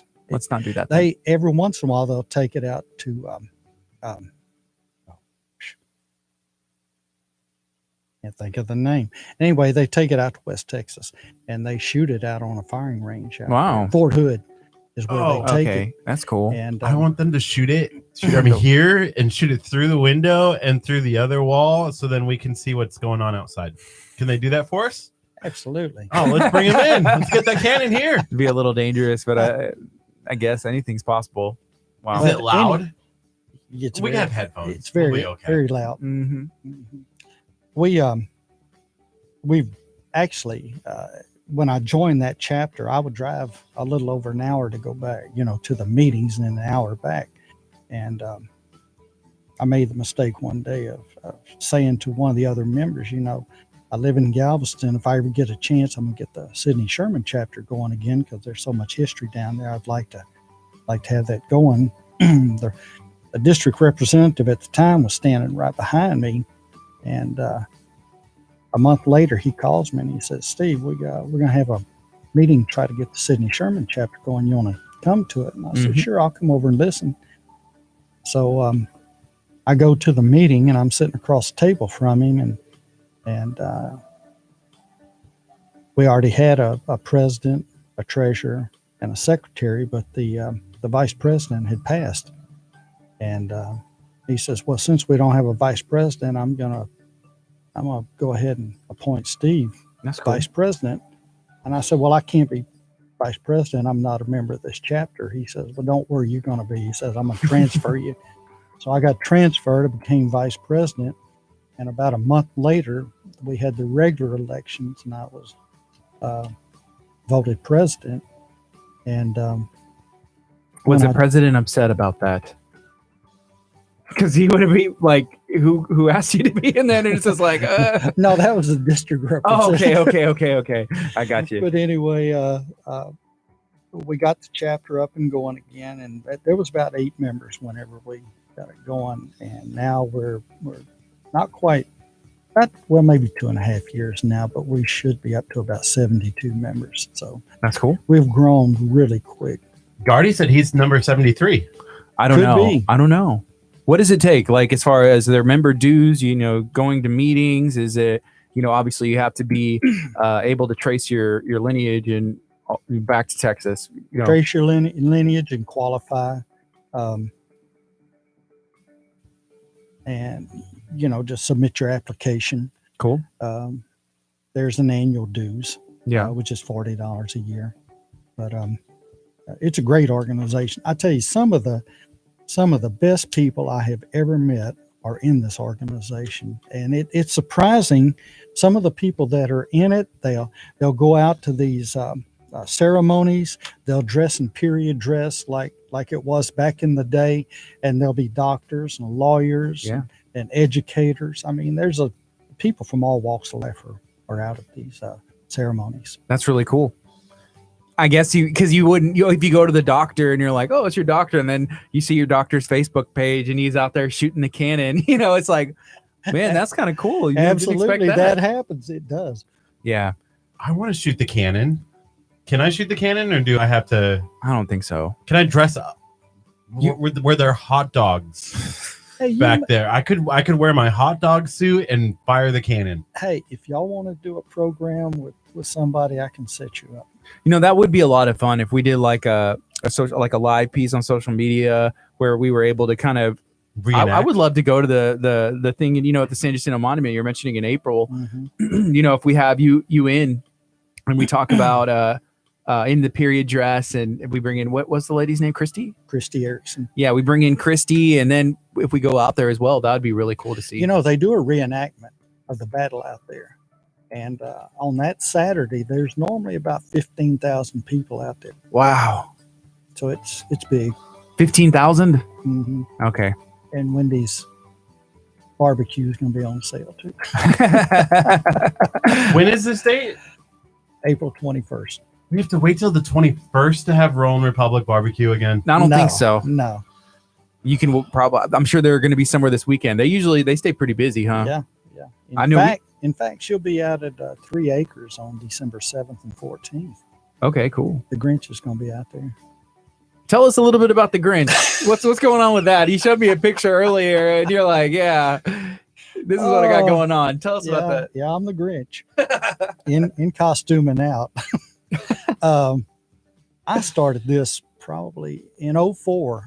04 was the first parade that I did, and I built a little train for my grandkids to ride in the parades, and it's evolved since then. And I told Shelly one year, I said, I need to have a Grinch costume. So she made me a Grinch costume. She did really good. So we do about 7 or 8 parades a year. In fact, tomorrow morning in Tomball, we're going to be doing a parade up there. They do their parade the weekend before Thanksgiving. So where did that come from? Would you say you're a real life Grinch when it comes to Christmas, or are you just like having fun? No, I love Christmas. And I have more fun with the kids. I mean, sometimes I'll be driving my sleigh, which is actually my golf cart, but I've decorated it up. And so it's mobile. Like the sleigh will just go around it. But you showed me a picture. It looks just like a sleigh. Yeah. You're able to drive it? I drag 2 15-inch speakers behind me playing music. In fact, you talking about South Shore a while ago. That's where I live, is the South Shore. Okay, yeah. And I drive through the neighborhood playing Christmas music at That's night. awesome. So I'll do that 2 or 3 nights every year. That's really cool. Do you wait until the week of Christmas to do it? No. I start after Thanksgiving. the worst. You should go out to 3 Acres. I bet they'd love to have you out there. That's where I'm gonna be on the 7th and 14th. Oh, that's so cool. We're gonna have to go. As long as we're not playing Christmas music on our radio station yet. Yeah, Wendy's already told me. She said you can't go out there as the Grinch unless I'm out there. So. Oh yeah, and then you just have to stay by Rolling Republic. Yeah, if you want to get a picture with, you can get a picture when you're waiting in line for your food. Yes, Rolling Republic barbecue. that's actually what the kids do. Yeah, That's cool. they'll be lined up to take a picture. So we talked a little bit about this earlier. Can we mention it again? So Albert had mentioned, he said, ask him about the Santa Fe school honoring the officer, which you had mentioned. Can you share that again? Absolutely. This was something that was kind of near and dear to my heart last Friday. They had a ceremony, which was for the Veterans Day ceremony, not celebration. But they also had Officer John Barnes and the Assistant Chief Gary Ford there, and we presented them with a medallion for valor and also a certificate of valor from the Sidney Sherman chapter and the SRT. And you have history, like roots in Santa Fe as well, Yes, right? I graduated from Santa Fe in 1966. And then I think we did some math. We're not really good at it, but I think it was like around 78 was whenever the city of Santa Fe was actually I incorporated. think somewhere in there, yeah. And you had shared. Tell us about like the railroad and the schoolhouse. Oh, yeah. Yeah, I was there in the 8th grade, and it was right on Highway 6. And back then, there were no caution lights, no red lights, no nothing there. I mean, when an 18-wheeler went down the road, it never stopped. But whenever the trains, during school, whenever the trains would come down the tracks, we were in the old building. I think it's a museum now that sits right on Highway 6. Mm-hmm. We didn't have air conditioning, so we'd have the windows up. When the trains would go by, you couldn't hear the teachers talking, so we'd have to wait for the train to go by. Like being in the 8th grade, were y'all like, hey, is there another, like, was the train like on time? You're like, all right, here it comes. Like, I'm going to ask a question, or like just be excited, like, oh, we're not going to have to learn when the train comes by, or hope it was a long one. They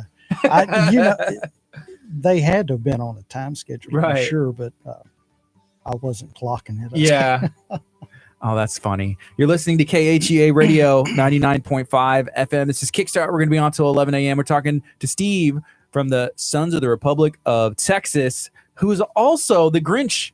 We found out he's the Grinch right here. He showed us a picture. It's really cool. So we have our boss, Catherine Rudolph. She just tuned in, and she said, hey, how would we be able to get the Grinch at an event we have? Do you have any like openings in your schedule where we'd be able to make a booking? The Grinch is probably pretty busy, isn't he? I get booked up pretty quick. So we need to book for next year. That's what we need to do. It depends on if you have it during the week. I have open days there, unless you want to get closer to Christmas. The closer to Christmas you get, the less Christmas parties there are, or parades and things like that. So something like, I think the 20. No, I'm not going to be here for the 22nd. I'm going to San Antonio. But anyway, I can check the schedule with you and see what we could do. Yeah, that'd be fun. We have events all the time, like in the week, on the weekends, and just whenever. So I think that'd be fun. Most of the kids really enjoy the Grinch. Oh, for the kids. I was talking about for me. And myself. The kids. The thing Grinch about Grinch is my spirit animal. They get to see Santa Claus all the time. Yeah. They don't get to see the Grinch all the time. And this one's actually, when I dress up, it's kind of cuddly, so they like to hug the Grinch. Yeah. So she actually said December 6th. No. You're booked? Yeah. We're booked on December 6th. All right, Catherine, come back with another day. I know 6th, 7th, 8th. I'm booked. Aw. Well, maybe we'll just be able to get in the back of the sleigh whenever you're going up and down South Shore. Well, actually, I'll be in Texas City's parade. That's Texas City's parade's December 6th. Okay.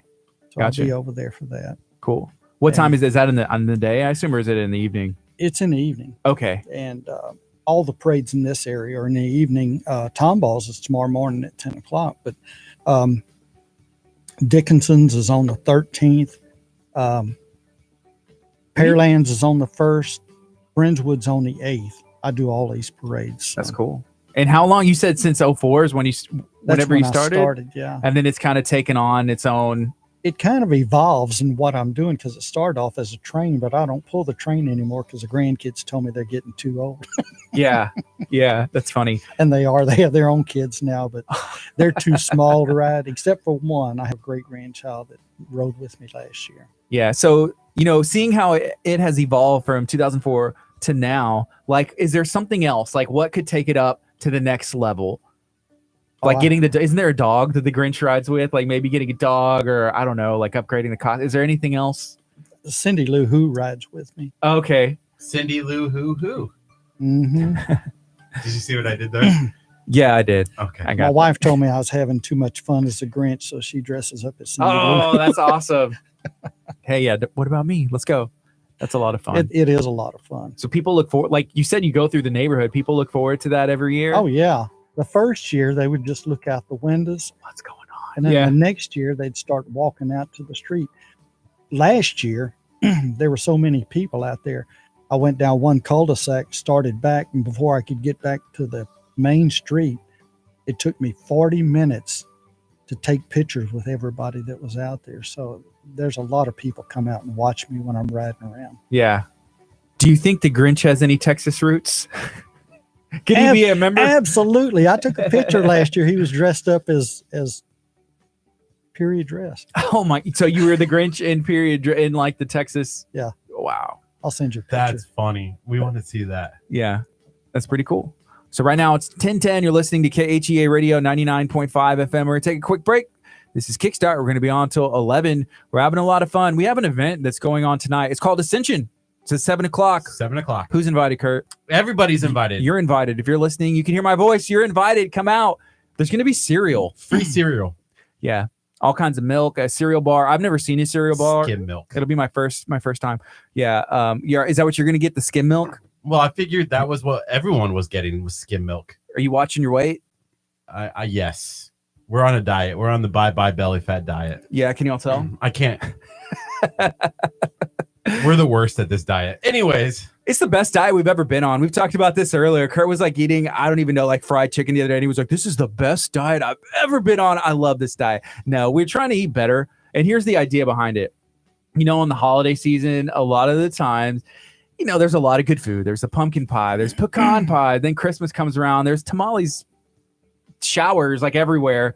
And then in January, everybody's like, what happened? I gained like 5, 10, 50. I gained weight. And then you have the New Year's resolution. Everybody wants to get rid of their weight and all that and stuff. So we want to see if we can maintain, and if we can not go through that cycle again, and at least have like a decent holiday season. So that's what we're doing, and that means a strict Rolling Republic diet for till the end of the year. Only brisket and macaroni and cheese. So yeah. Hey, and then there's something else that we're doing on Sunday. If you come to Abundant Life Christian Center and you're a first-time visitor, first-time guest, you've never been before, you get a free turkey. So we're going to give you and your family a free turkey. All you got to do is come a little bit early. Service starts at 10. Show up about 9:30 to make sure you have time to register. We're trying to run out of turkeys. They told us how many that they're going to get. We said that's not enough. We're going to be talking about this and getting it out there, because there's a lot of people who want a turkey, who need a turkey. Maybe you want a turkey, you want to give it to somebody else, or a family who, hey, they were mentioning how they were trying to find a turkey. Just come to Abundant Life Sunday morning. Everybody is welcome. First time members, you get a free turkey. If we run out, and I'm planning on us running out, that's my hope. So we can get as many people a turkey as possible. We're going to give you a voucher, so that way, hey, come back. We'll make sure we get you a turkey tonight or whenever it is. I want to get to the point where they're like, we're not going to ask KHEA Radio to promote it anymore, because last time they got like 800 cooked turkeys. Yeah. And we're like, we can't afford 800 free turkeys for every new visitor. Right. It's going to be like Chick-fil-A cows that eat more chicken. It's going to be turkeys like boycotting outside on the front and be like, shut down KHEA Radio. Stop. Stop for the sake of my, our families. But let's see what we can do. Come out on Sunday. First time visitors get a free turkey. Yes. This is KHEA Radio 99.5 FM. It's Kickstart. We're going to be on till 11. Coming up next, Stellar Cart, All My Heart. Stay tuned. You can stream us at KHEARadio.com. You can also listen to 99.5 FM if you're in Galveston County. We're streaming live on YouTube, KHEA Radio. Go subscribe to that. We're also streaming live on Facebook every weekday, 8:30 to 11 a.m. Stay tuned. We're hanging out with Steve from Sons of the Republic of Texas, KHEA Radio, 99.5 FM. So we got some more dates. We're getting texts now, messages saying like, we Try this date. Okay, so we got. what do you got? If you want to do something like on November 30th, Okay. I could do something then, or on a Sunday evening. I don't book on Sunday. Oh, hey, check that out, so one of Catherine. We those can do a dates Sunday was night. Sunday evening. So the 30th would be. She said, "What was that Sunday? The 16th." I'm looking. Hold on. The 16th. The 16th is a Sunday. Sunday evening, or would that be okay? I think that's open. I'll let her know. Yeah. You know, the first 2 weeks in December, Thursdays, Friday, and Saturdays, those things fill up quick. Busy, huh? Mm-hmm. Okay. December the 16th. Cool. What's everybody up to? Let us know. Do y'all have any questions? You know, booking the Grinch at your event, is that something y'all would be interested in? Hey, we're trying to make things happen. As if you weren't busy enough. We're trying to doing like every parade in the 50-mile radius here. Dude, hey, you know Jonathan? We had him in studio the other day. Dude, we had Jonathan on. Dude, from Danbury, looks like the stinking Hulk. And we actually went and worked out at his gym. So he has a gym in Friendswood. And he killed us with like cardio and working out. Oh man, so here's the issue that we had. We went to a new restaurant in off 646 in Lake City called Abuelo's, Mexican food, right? Yeah. Go back to Abuelo's. We went to Abuelo's, I don't know, about 1:45, 1:50. We had scheduled to go work out at Jonathan's gym at 3:00. Mm-hmm. So we're like, okay, by the time we get done here, we'll just go straight to the gym. You know, they were going to measure our Not body good. fat. Well, we didn't know I was like, oh, they're going to measure our body fat. And then we're going to, maybe lift some weights, do some curls. Oh man, we got there and it was like, Abuelo's was a mistake. Yeah. Either Abuelo's was a mistake or working out was a mistake. But I'm going to say it was. I feel like I would have died either way. Like I feel like Jonathan would have killed us either way. Well, we did not throw up, thank goodness. I was close. I was too, but man, he pushed us very hard. But sometimes whenever you're working out and you have a trainer, like you need that, because I work out, regularly. Yeah. And my workouts, I don't have a trainer. I'm just like, I'm doing what I'm comfortable doing. Mm-hmm. But when you have somebody else kind of pushing your limits, it's saying like, hey, you could do that again. You could do more. And then you find out, hey, I can, I could have done that. So it's nice to have. But yeah, we had Jonathan on, not Jonathan. We had, we did. I always forget how to say his last name. Jacque. I was going to mention Bill Adriance with the Galveston SAR, Sons of the American Revolution. I was going to mention him, and I had asked him earlier if you needed some person to interview, if he would be interested. Yeah, definitely. We're always looking for more guests. He'd be pretty interesting. That's cool. Yeah, anything that's we're trying to because we do a lot of food. Mm-hmm. we don't talk about more stuff like what interesting things, and we learn ourselves. That's what gets me, Gardy, is there's so much history in this area, and people really don't know what's here. Mm-hmm. I mean, the only thing they really know anything about is some of the houses over in Galveston. But as far as stuff like what happened during the Civil War and stuff like that, and I'm really not well versed on that because I'm always paying more attention to the Texas history stuff. That's what's up. So Albert said, ask Steve about the educational programs conducted by the SRT. Educational. Do y'all do like scholarships? Or anything? Yeah. He's talking about we go around and do presentations for the 4th and 7th grades. That's cool, because 7th grade is usually Texas history. Both of them are. Actually, they'll start touching on it in the 4th grade. Okay. And then 7th history, they really get into it then. That's cool. But yeah. Well, I remember being a kid and like in elementary school, it was like at that time, I don't think we really did history. We did more social studies. I remember it was like, oh, social studies, that's what you did. And maybe around fourth grade is when they start to introduce like, the idea of history. Why would you say, well, history is so important, and especially Texas history? Like, why should somebody take the time to research where they're from, where their roots are, and especially if you're, in Texas, why should somebody do that?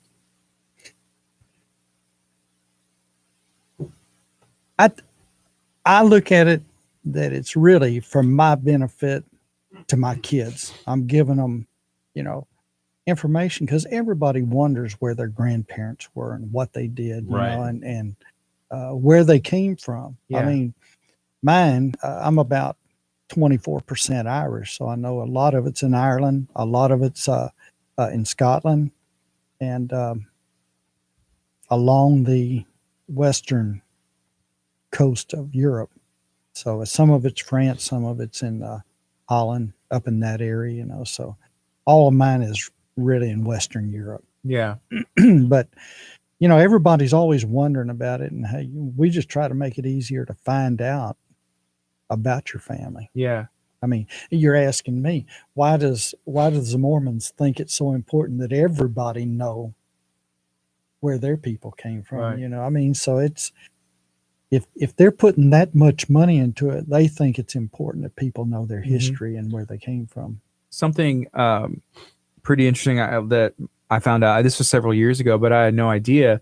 But I mentioned I never got to meet my dad's dad because he passed away. My dad was still young, but he had told me, this was several years ago, that his dad had did upholstery. So like, and I actually got to see the machine that he had passed down to my dad's brother. And so my dad's brother had passed away. And so it was like, well, that's cool. This is the machine that was passed on to him that he did, couches, all kinds of car seats, whatever it is. Yeah.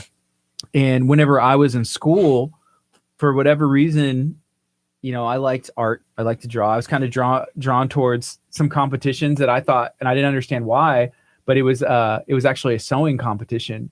And me being, I think I started when I was 14 and I did all the way through 18. Every year was a national competition that we did and nobody else was doing it. And I was like, I'll do it. I'll learn. And then kind of it made sense. And I was like, man, just didn't realize that was something kind of passed down. And it's something drew me towards that. And I was like, wow, that was probably kind of like in me somehow. I mean, I had no idea. What was really funny is when I started doing a lot of this, my wife wanted to do hers too. And I always tease her about being German because she's full-blood German. Mm-hmm. I mean, her grandparents, mother's and father's side, were both on the same boat that landed in Galveston in 1854. So when she started trying to see if she qualified for the Daughters of the Republic, that come to a grinding halt there, because they were all on the same boat. But I was giving her a bad time about being German. We'll come to find out I'm about 16% German. so that comes to a grinding halt too. But like, anyways, close window. Yeah. The thing that kind of shocked me is you said like 6 generations, there's 128 grandparents. Yeah. Like how that family tree kind of just goes everywhere. And it only doubles takes every time you go back a generation. Yeah. It only takes that one person to hit. Yeah. Wait, so technically, man, finding someone who is not your like relative could be hard. Somewhere everybody's related, but I think after so many branches out, yes. When you do as many of these documentations for people that I do, sooner or later they start running together and you start finding the same families down the road. You know? And I thought it's kind of neat that you run across so many, because there weren't that many people in Texas back in the day. How many people do you know? How many people were in Texas when it was a republic? They estimated about 30,000, and 15,000 of those supposedly were Indians. Wow. So that's like Lamarck. There wasn't that many people in Texas then. It's about like a Lamarck being spread all over the state. That's nuts. That's crazy to think I mean, you about. probably wouldn't see somebody for days if you were traveling, you know. Yeah, because even like when you're thinking of square footage, see, I like the one thing I do like about like Texas history is when I watch John Wayne movies. You know, like that was what I always thought, like the Wild every West Wild West kind Cowboys. of stuff. Yeah. That I thought when I moved to Texas that I would still see that. Well, But I there's- guess, you know, then I saw cars and I was like, this doesn't look like the Texas Whatever. that I thought. You know, there weren't a lot of cars in Texas early. I mean, Texas was a very rural state. You know, Yeah. it wasn't Houston. It was late before Houston really started growing, and even up into the teens and early 20s, there weren't that many cars. I mean, people still had. They manufactured buckboards. them up in Mhm. the northern part of the country, right? But Galveston was still kind of from what I've heard, because I did those ghost tours when I first got here. Kurt. I know, I'm so sorry. But I did. I went on these ghost tours, which I was like, oh, I want to see ghosts, you know, if ghosts exist. You know, that was before I was working for the church. Yeah, here. Go Go play with your Ouija board somewhere else. Oh, but the best part, I can tell you a story about a Ouija board. but the best part about that was it was more of a history tour about Galveston. Like I learned a lot about what Galveston was, and it was really cool to hear like all the stuff that took place. And they said like Galveston used to be back in the day, while there was more millionaires in Galveston than there was in the whole, you know, like per I think the boats, and that was like it was the Wall Street of the South. yeah. They had like the first city with electricity and the nicest horses and carriages. Mhm. yeah, and the mansions, like the Moody mansions. Mhm. And so it's interesting to hear like, okay, so then there's Galveston, and then there was the rest of Texas, kind of is what you're saying. Right. Interesting. You know, earlier whenever we were talking about people being related, I thought you were going to say, so if you wanted to, you could marry somebody who has roots in Texas, and then you could have kids that would be able to qualify as a son of the Republic of Texas, or But a I daughter wouldn't? of the Republic of Texas. I don't think so. So wait, are there any single women In the chapter, in the In the daughters, and the daughters of the Republic that are about my age, so then my kids could be a part of the Sons of the Republic of Texas? I'll give you at least like 4 or 5 kids. Guaranteed 4 or 5 members that of the Galveston's that I'm sure there is. I don't have their I don't have their roster though. Kurt, I'll try for 4 or 5. he would like be asking for the photos. Okay, yes, this one, all of them. I Call have them all. 10 people coming tonight for this is gonna be fun. Yeah. Okay, sign. See, you have to do Sorry. it right. Here. That's God saying, Kurt, be quiet. I'm going to knock the sign on your head. Here. Well, this is fun. Hey, the 16th. Does that work? I believe it does. 16th at like I have to check my 5:30? calendar, but Would we need to could we give your phone number to Catherine so that way she could give you a call and hash that out, however that works? What's your phone number? Well, here, let me want to write it down, and I'll just so we don't say it over the air unless you want us to. yeah. It's 346-704-1806. Y'all can't see that. You use this nice paper? That's the scratch paper we have, Kurt. Only the nicest. It's a nice glossy paper, but it was available in there. So somebody was mentioning, I guess, some of the educational stuff and something about the cemetery in Galveston. Does that tie together, or was I confused? I might have read 2 different comments There together. should be 2 different ones there. Oh, he said he does a great program at the cemetery in Galveston. What goes on there? Oh, yeah, that's excuse me. That's the David G. Burnett. The last day that he served as the president of Texas, interim president of Texas. He wasn't elected by the general population. That was when they met at Washington on the Brazos. But anyway, we do a ceremony out there. We honor David G. Burnett and Sidney Sherman. And I have to give a special thank you to Beatrice Rodriguez, the principal of the David G. Burnett Elementary School. She gets the elementary choir and brings them out there. That's cool. And participates. And I can't say enough. We need more people getting these kids involved in Texas history so they'll know about it. You know, history, if you don't study it, you're prone to repeat it.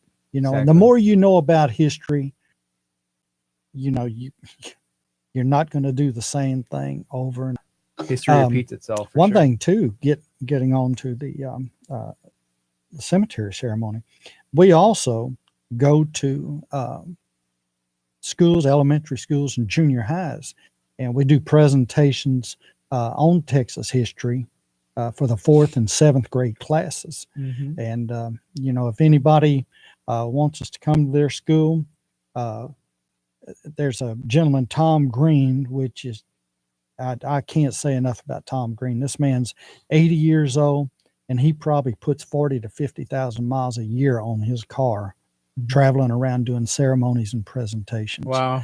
And he was with me over at Santa Fe, and he does flag programs. He'll do them either on Texas history or American history.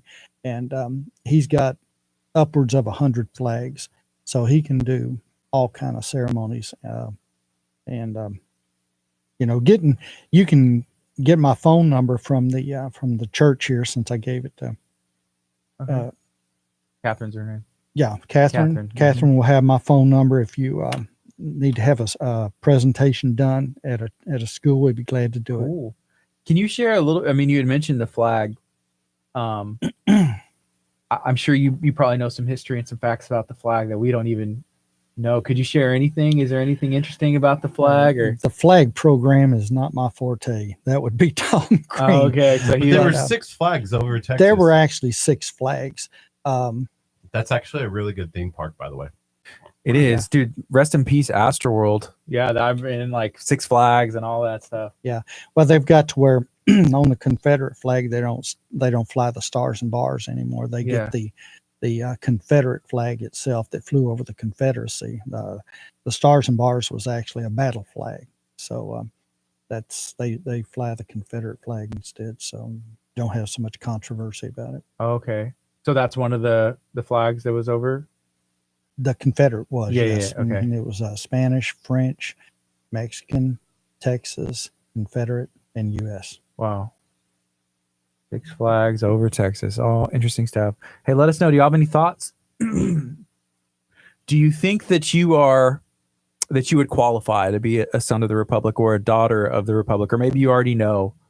Let us know your thoughts. Do you get because it's a long process. I went through the application. Like I was going to do it, and I was like, it's like 20-page document, right? It's only 4 pages. It felt like 20 pages when I looked at it. I'm like, I got to know all my ancestry, like all the way back. And I was like, I don't know if I should fill this out. No, probably not. Oh, I don't think I would qualify. Let me mention something the library while I'm thinking about it. I love all history. I mean, one year, Shelley and I were going to take a trip, and she asked me where I wanted to go, and she thought we always go somewhere to play golf. Yeah. And she thought I'd want to go to Florida, and I told her, I said, I'd like to go to Boston. She said, what do you want to go to Boston for? I said, so much history up there. I want to go up there and just check it out. So we went up there. 1 week is not enough time to see Boston. But that being said, we have an organization here in Galveston also. It's called the Sons of the American Revolution, which I'm also a member of. Albert's also a member of it. And just about most of the people that are Sons of the Republic are also Sons of the American Revolution. Mm-hmm. There's a gentleman, Neil, named Bill Adriance, and he has been working for several years now to obtain funding for a statue of Bernardo de Galvez over in Galveston. And most people don't realize, well, they know that Galvez, the city of Galveston, was named for him, but they don't realize how instrumental he was in the American Revolution.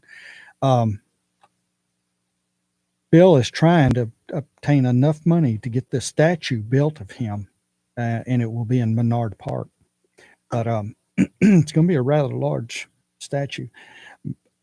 Galvez actually could have been very instrumental in whether that the revolution was won or lost, because Washington's troops were starving, and Galvez at the time was the governor of Louisiana. He went down into South Texas, got a herd of cattle, and took them up to Washington's army to feed the troops up there. Where was the army stationed? I'm not sure where they were. I'm sure it was probably in the Virginia area. So all the way from, he came down to Texas. Yeah. And I mean, you have to walk them. You have Yeah, to they walk gotta the cattle. Walk them up there, yeah. And Virginia over there. Washington was so appreciative of what he did that, and this is how highly thought of he was by Washington. At the first 4th of July parade that Washington was actually honored at, Lafayette rode to Washington's left on his horse. Washington was on his horse, and Galvez was to the right of George Washington. The right side was actually the position of honor. Mm-hmm. That's where you wanted to be, and that's where he was. So Washington thought an awful lot of him for him to be at that position. It's kind of like, I guess, the saying like, "Oh, your right hand man." Mhm. You know, if you're on the right Absolutely. side, that's a Yeah. big deal. It's not Yeah. just. Oh, Yeah, that's and cool. it's documented how much he thought of Lafayette, but for him to place Galvez there, that says a lot right there. That's why I keep you on my right hand, and then I have Curt on the left over here. Wow. Wow. It's a little KCA history. That's Right there. that's documented. It's documented right now. Hey, print that. Hey, in 100 years from now, they're going to look back and remember this day. when Maybe. I sat on your left-hand side and not on your right-hand side. Yeah. Maybe by then, it'll be like ancient history. Ancient history. Yeah. 100 years from now? Can you imagine? You know, that's one 2120? that's one of the things I brought up last Friday when I was doing the presentation there at Santa Fe High School. Mm-hmm. You know, I told the kids, I said, you know, there's names for all these people, you know, the politicians and musicians and all people that you worship, you know, like the athletes and all. Yeah.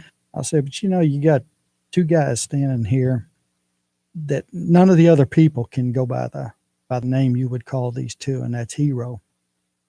And told him, you know, years from now, you're going to look back and you'll realize what a hero is.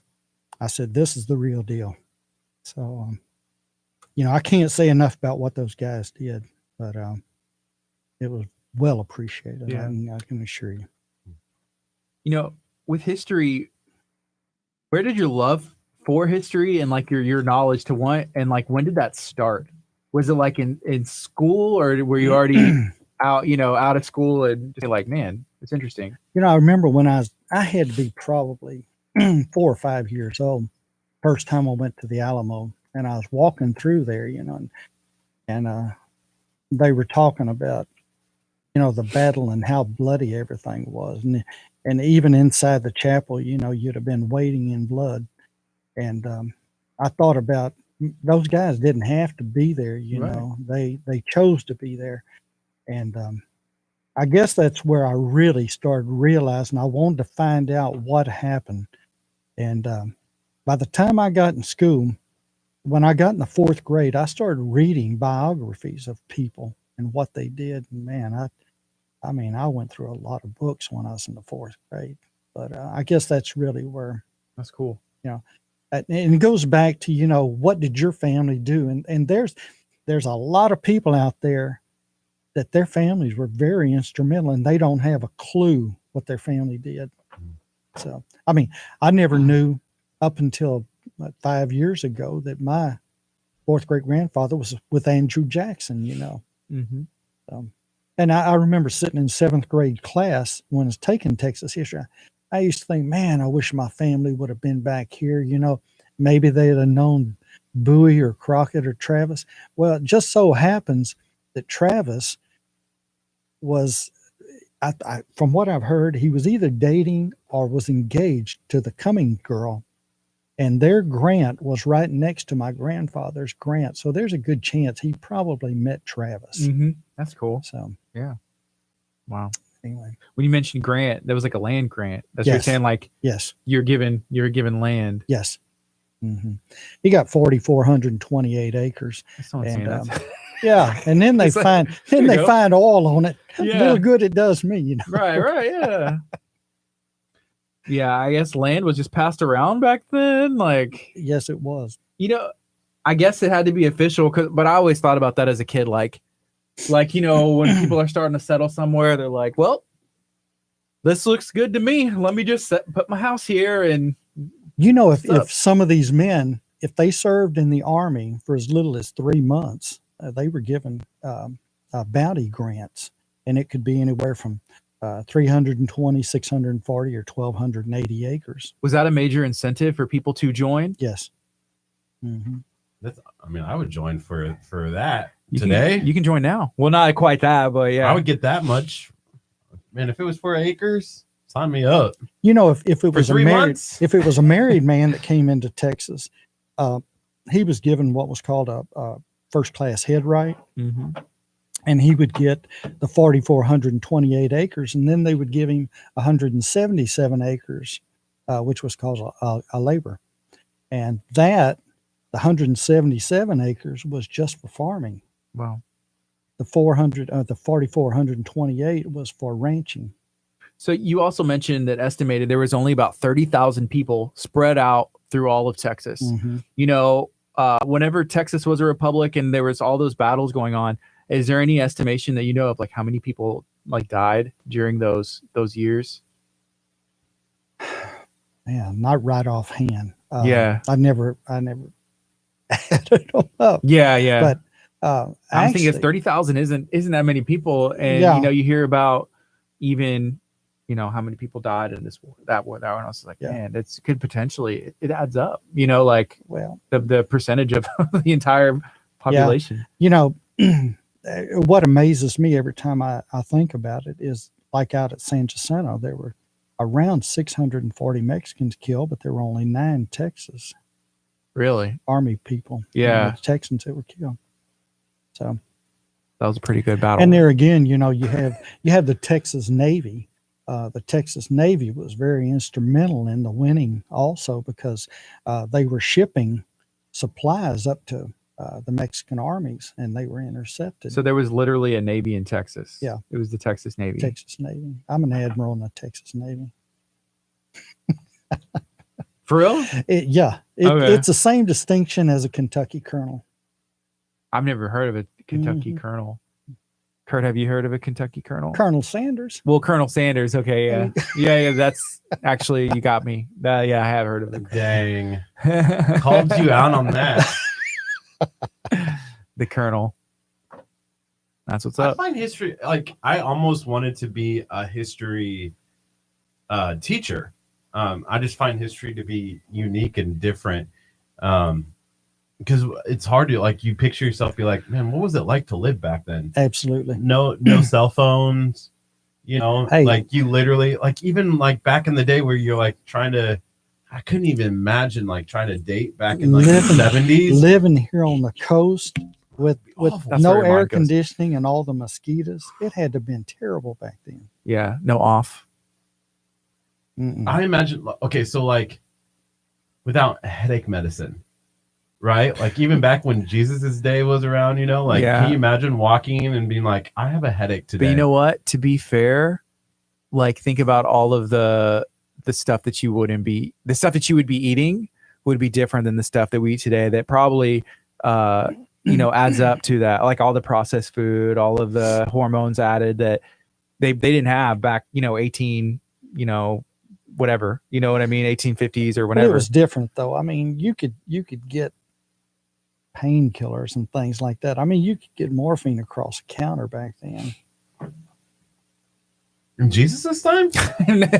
Oh, In Texas. Well, they probably had other Hey, stuff then too. I'm sure they did have other stuff. Yeah. You just get healed. Just go, actually, like, ask Jesus, can you heal my headache? And he'd be like, sure. Boom. boom. That's it. I mean, that blows my mind. Like, what happens if I get a cut? and it gets infected. Guess I'll just die. Just die. Yeah. Oh, well, before I forget about it, could I give Bill Adrian's email address here in case if anybody out This there is would, for the flat. yeah, the this flat. is for the statue. Take a picture. You want to take a picture? Oh, this is for the It's for the Yes, sir, statue yeah. of Galvez. I don't mean to be jumping all over. No, it's fine. But anyway, I forgot to mention, if you want to make a donation for the for the statue, and it would be greatly appreciated. His email address is bill.a@Galvez, GALVEZ statue, STATUE.org. Where is Bernard Park? Bernard Park's right there. I'm not sure the Yeah, the exact. between the streets. I would guess it's around 35th Street, 32nd Street. It's out on the boulevard, on Okay. Seawall Boulevard. Okay, cool. I was trying to think. Yeah, a huge a statue out there would be really. It would add a lot. I tell you, I've seen the smaller version of it. It's impressive. It's real impressive. But I would love to see it. And Bill has worked awful hard at this. I mean, really, really hard. And in funding that someone could help with this would, like I said, it would be greatly appreciated. That's cool. So we'll go back on the FM after this. We got a minute. We'll go on. And you were only supposed to be here for 30 minutes. We've turned it into a whole 2 hours. Yeah. There's so much information. I've enjoyed this. We So enjoyed we- having for you sure. as well. Yeah, we only have like 15 minutes left. So we'll talk for a bit, maybe take a break, go back on and talk a little bit more. Yep. So, hey, if y'all have any questions about Texas history or Sons of the Republic of Texas, Daughters of the Republic of Texas, let us know. Feel free to share this video out. There's a lot of people out there who maybe have these Texas roots and they don't know, or maybe they know their Texas roots and they want to share their story. We want to hear it. Look, Russ dropped it. He said 28th Street by the seawall. That's Bernard Park. Okay. Great. Good job, Russ. We go, Russ. You're the man. 8 seconds. Ready?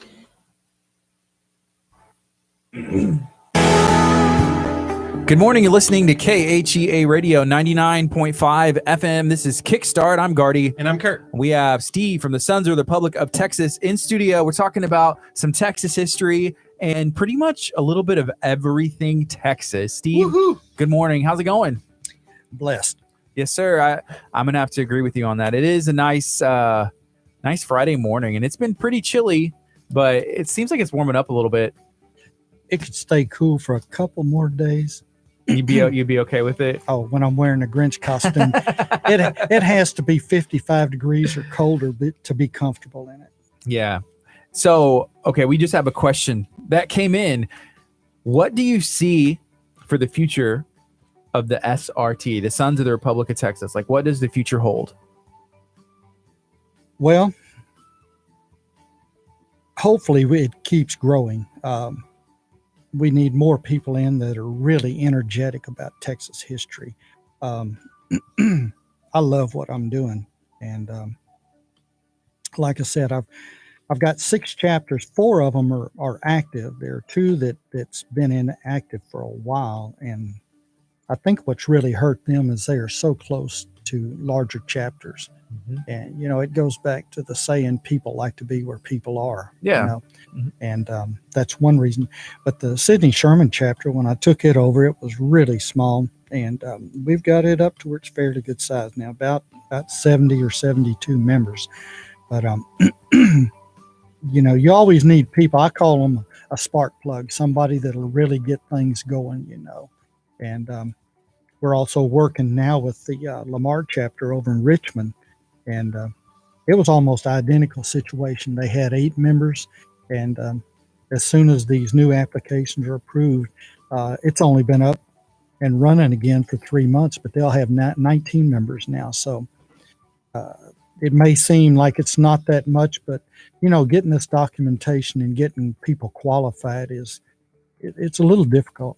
Yeah. So the Sidney Sherman chapter, that's the name of it, right? Yes. In Galveston. Mhm. So can you share a little bit about Sydney Sherman, because I heard you mention the name earlier. I was like, okay, I'd like to hear like what's the story? Like, how do you get a chapter named after you? What did they do? Well, he was very instrumental in the battle at San Jacinto. He was on the left side of the army, and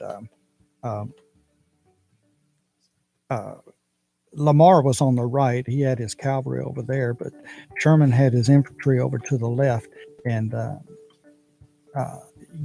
that's where he got his fame, was being one of the officers in them. But he also later he moved to Galveston, and he operated a hotel over in Galveston. That's cool. So I have to apologize really fast. Apparently, there is also a band called the Sons of the Republic that got tagged on the Facebook live stream, and not the actual Sons of the Republic of Texas. There's a band. There's a band called Sons of the Republic. Hey, I'll tell you, they only have 211 likes. That's a cool band name, though. Shout out to them. I like it. Hope they're from here.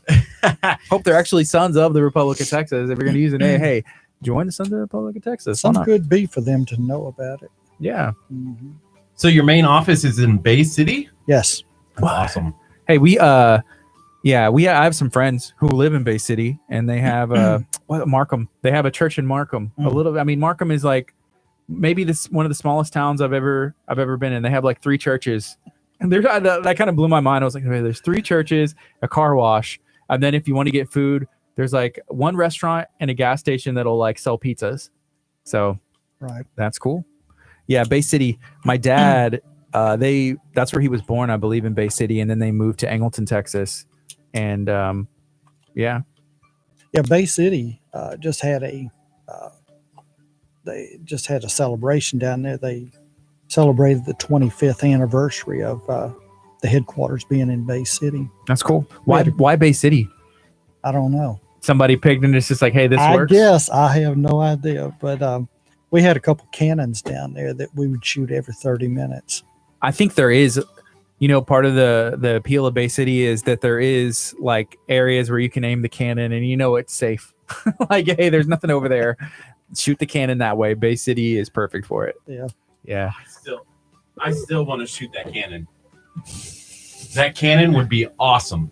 Yeah, it'd be fun. I don't know if I would necessarily want to shoot it, but I would like to see a cannon up close. I've never seen one. I want to shoot it. Like, I want to light it. Like, I want to light it like they do on like the Looney Tunes, with the long stick and it goes. I feel like part of what I want is for you not, because there's something that would go wrong. But right now it's 10:51. This is KHEA Radio 99.5 FM. We're talking to Steve, who is with the Sons of the Republic of Texas. We're talking about a lot of stuff. We hadn't had the opportunity to share this over the FM, but can you talk about the gentleman who wants to get the statue over at Bernard Park? Sure. And maybe how someone can get a hold of him, if they want to help or contribute to that? Yes. Bill Adriance is the president of the Sons of the American Revolution over in Galveston. I'm a member of that. For several years now, he's been trying to get funding to have this statue of Bernardo de Galvez erected there in Bernard Park.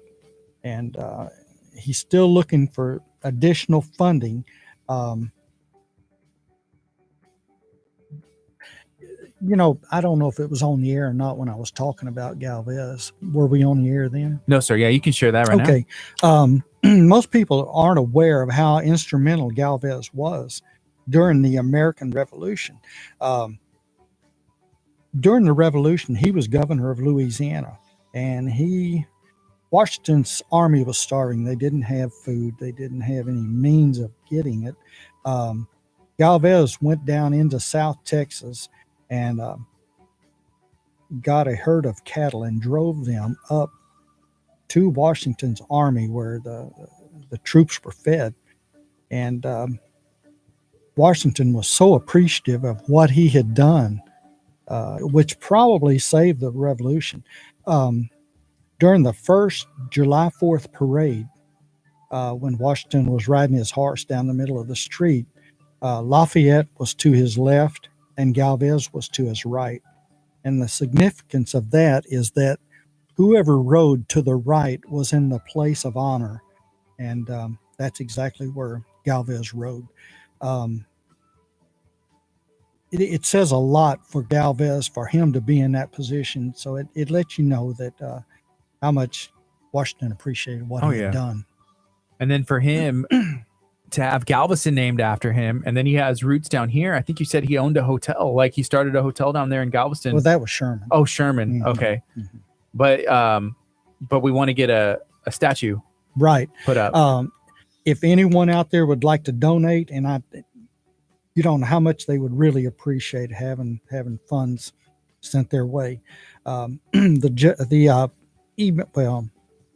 The site to send it to would be bill.a@Galvez, GALVEZ, statue, STATUE, one word, .org. Awesome. And you send Bill a message, he would be glad to respond. And if you want to fund the whole thing, that would be great. There you go. Yeah. Curt, you got this, huh? $400,000. Oh, We were talking about my statue. I can fund my statue. foil. The $20 apparently. Yeah. Man, this has been awesome. Is there anything else, like a closing either message or statement, or maybe let people know, like the website one more time, how they can get involved, or if they want to see if they qualify to be a member of the Sons of the Republic of Texas? How would somebody do that? Yeah, if you want to send me a note, my email address is Steve, STEVE, Manis, MANIS, SRT, number 2, at AOL.com. Steve Manis, SRT2, at AOL.com. Awesome. So yeah, feel free to send a message. And Curt, what's the website? I think you had tagged it in the video anyway. Yeah, it's srttexas.org. Cool. And then there's a bunch. You were scrolling that website. There's a bunch of information. You can find the application. Yeah, tons of stuff on here. You can find out more about the Sons of Republic, their next meeting, the community resources. You can get your membership, contact, and you can even get stores. So if you wanted grave markers, caps and shirts, Get a membership card. Do they have some hats and shirts and all that? That's cool. Some medals. I guess you could probably wear those with your. If I showed up with a dress. medal, would you be mad? If I get a medal, man. Get a medal. You deserve it. There you go. You've been here for 3 years. That's a president's medal there. Ooh, like the president of the republic. President of a chapter. Oh, okay. Yeah, you don't get that. I get that? Can I walk? No, sir. No. I'm gonna add it to my cart right now. Order it. I feel like they would check. Check that. If anyone would like to join, send me a note, and if you need help with your documentation, I'll be glad to help you with that. We'd love to have you in the organization. That's awesome. So tonight, we're going to change the topic. We got a couple minutes left. There's not much time. Tonight, we're having an event. It is at Abundant Life. It's going to be at 7 o'clock. It's called Ascension Young Adults. And so if you want to come and listen to an awesome band, Gardy's in that band, if you want to hear a good, powerful message from Pastor Joshua Rudolph, then you're going to want to be here at 7 o'clock. There's also free cereal that follows it, and I'm really excited for that. Like, I'm going anywhere. If you say there's free cereal, I'm going all day. Yeah, it's going to be interesting. I've never been to a cereal bar, but apparently there will be one where you'll have the option. Choose your favorite cereal. Have we gotten it out of Josh what kind of cereal there's going to be? Like, are we expecting like Lucky Charms? Because if I show up and there's only Cheerios, like the regular Cheerios, I'm walking. I'm expecting it to look like a storefront, like a storefront. I'm going to walk in and there's going to be an aisle of cereal, and that's what I want. I want a little bit of everything. Run out of Cinnamon Toast Crunch, and I have to have like Cheerios. I don't know. I feel like you'll throw a fit. I will. I'm gonna be mad. Can I make one more shout out? Oh yeah, Rolling Republic Barbecue. Yes, that's what we need there. Rolling Republic Barbecue. Their website is rollingrepublicbbq.com. Check them out. We are actually really excited because here at Abundant Life, which KHEA Radio is associated with Abundant Life Christian Center, that's where we broadcast out of. They're trying to do where every service there would be a food truck with food, so you could come get food and then go to service. I think that's an excellent idea, and I can't wait. Maybe every time we have Rolling Republic, we get the Grinch out here, even in the middle of July. That would be awesome. Fat chance. He said there's a chance. I heard a chance. So you're saying, yeah, that's awesome. Yeah.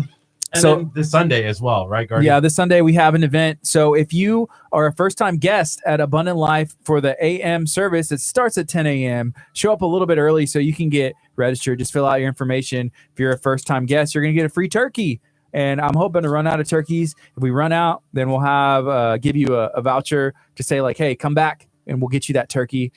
We ran out, but that's the hope, that we want to run out, and we're gonna try and supply as many people as possible with turkeys.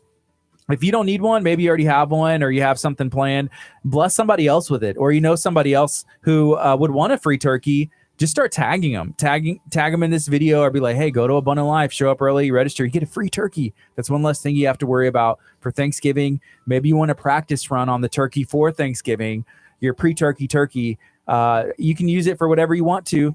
Let us know. What's the craziest idea you're going to do with your turkey? Put it in the microwave. That's a possibility.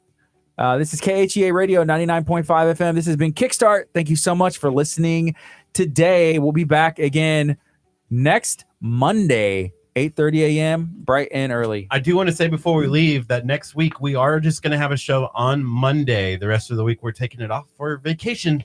Yep. That'll be fun. We'll Y'all come see you with next us. week. This is Kickstart, KHEA Radio 99.5 FM. It's 11 o'clock. Coming up next, some Toby Mac. Awesome. Later, guys. Y'all are awesome. Hey. If Kurt wants, I'm going to turn off our mics.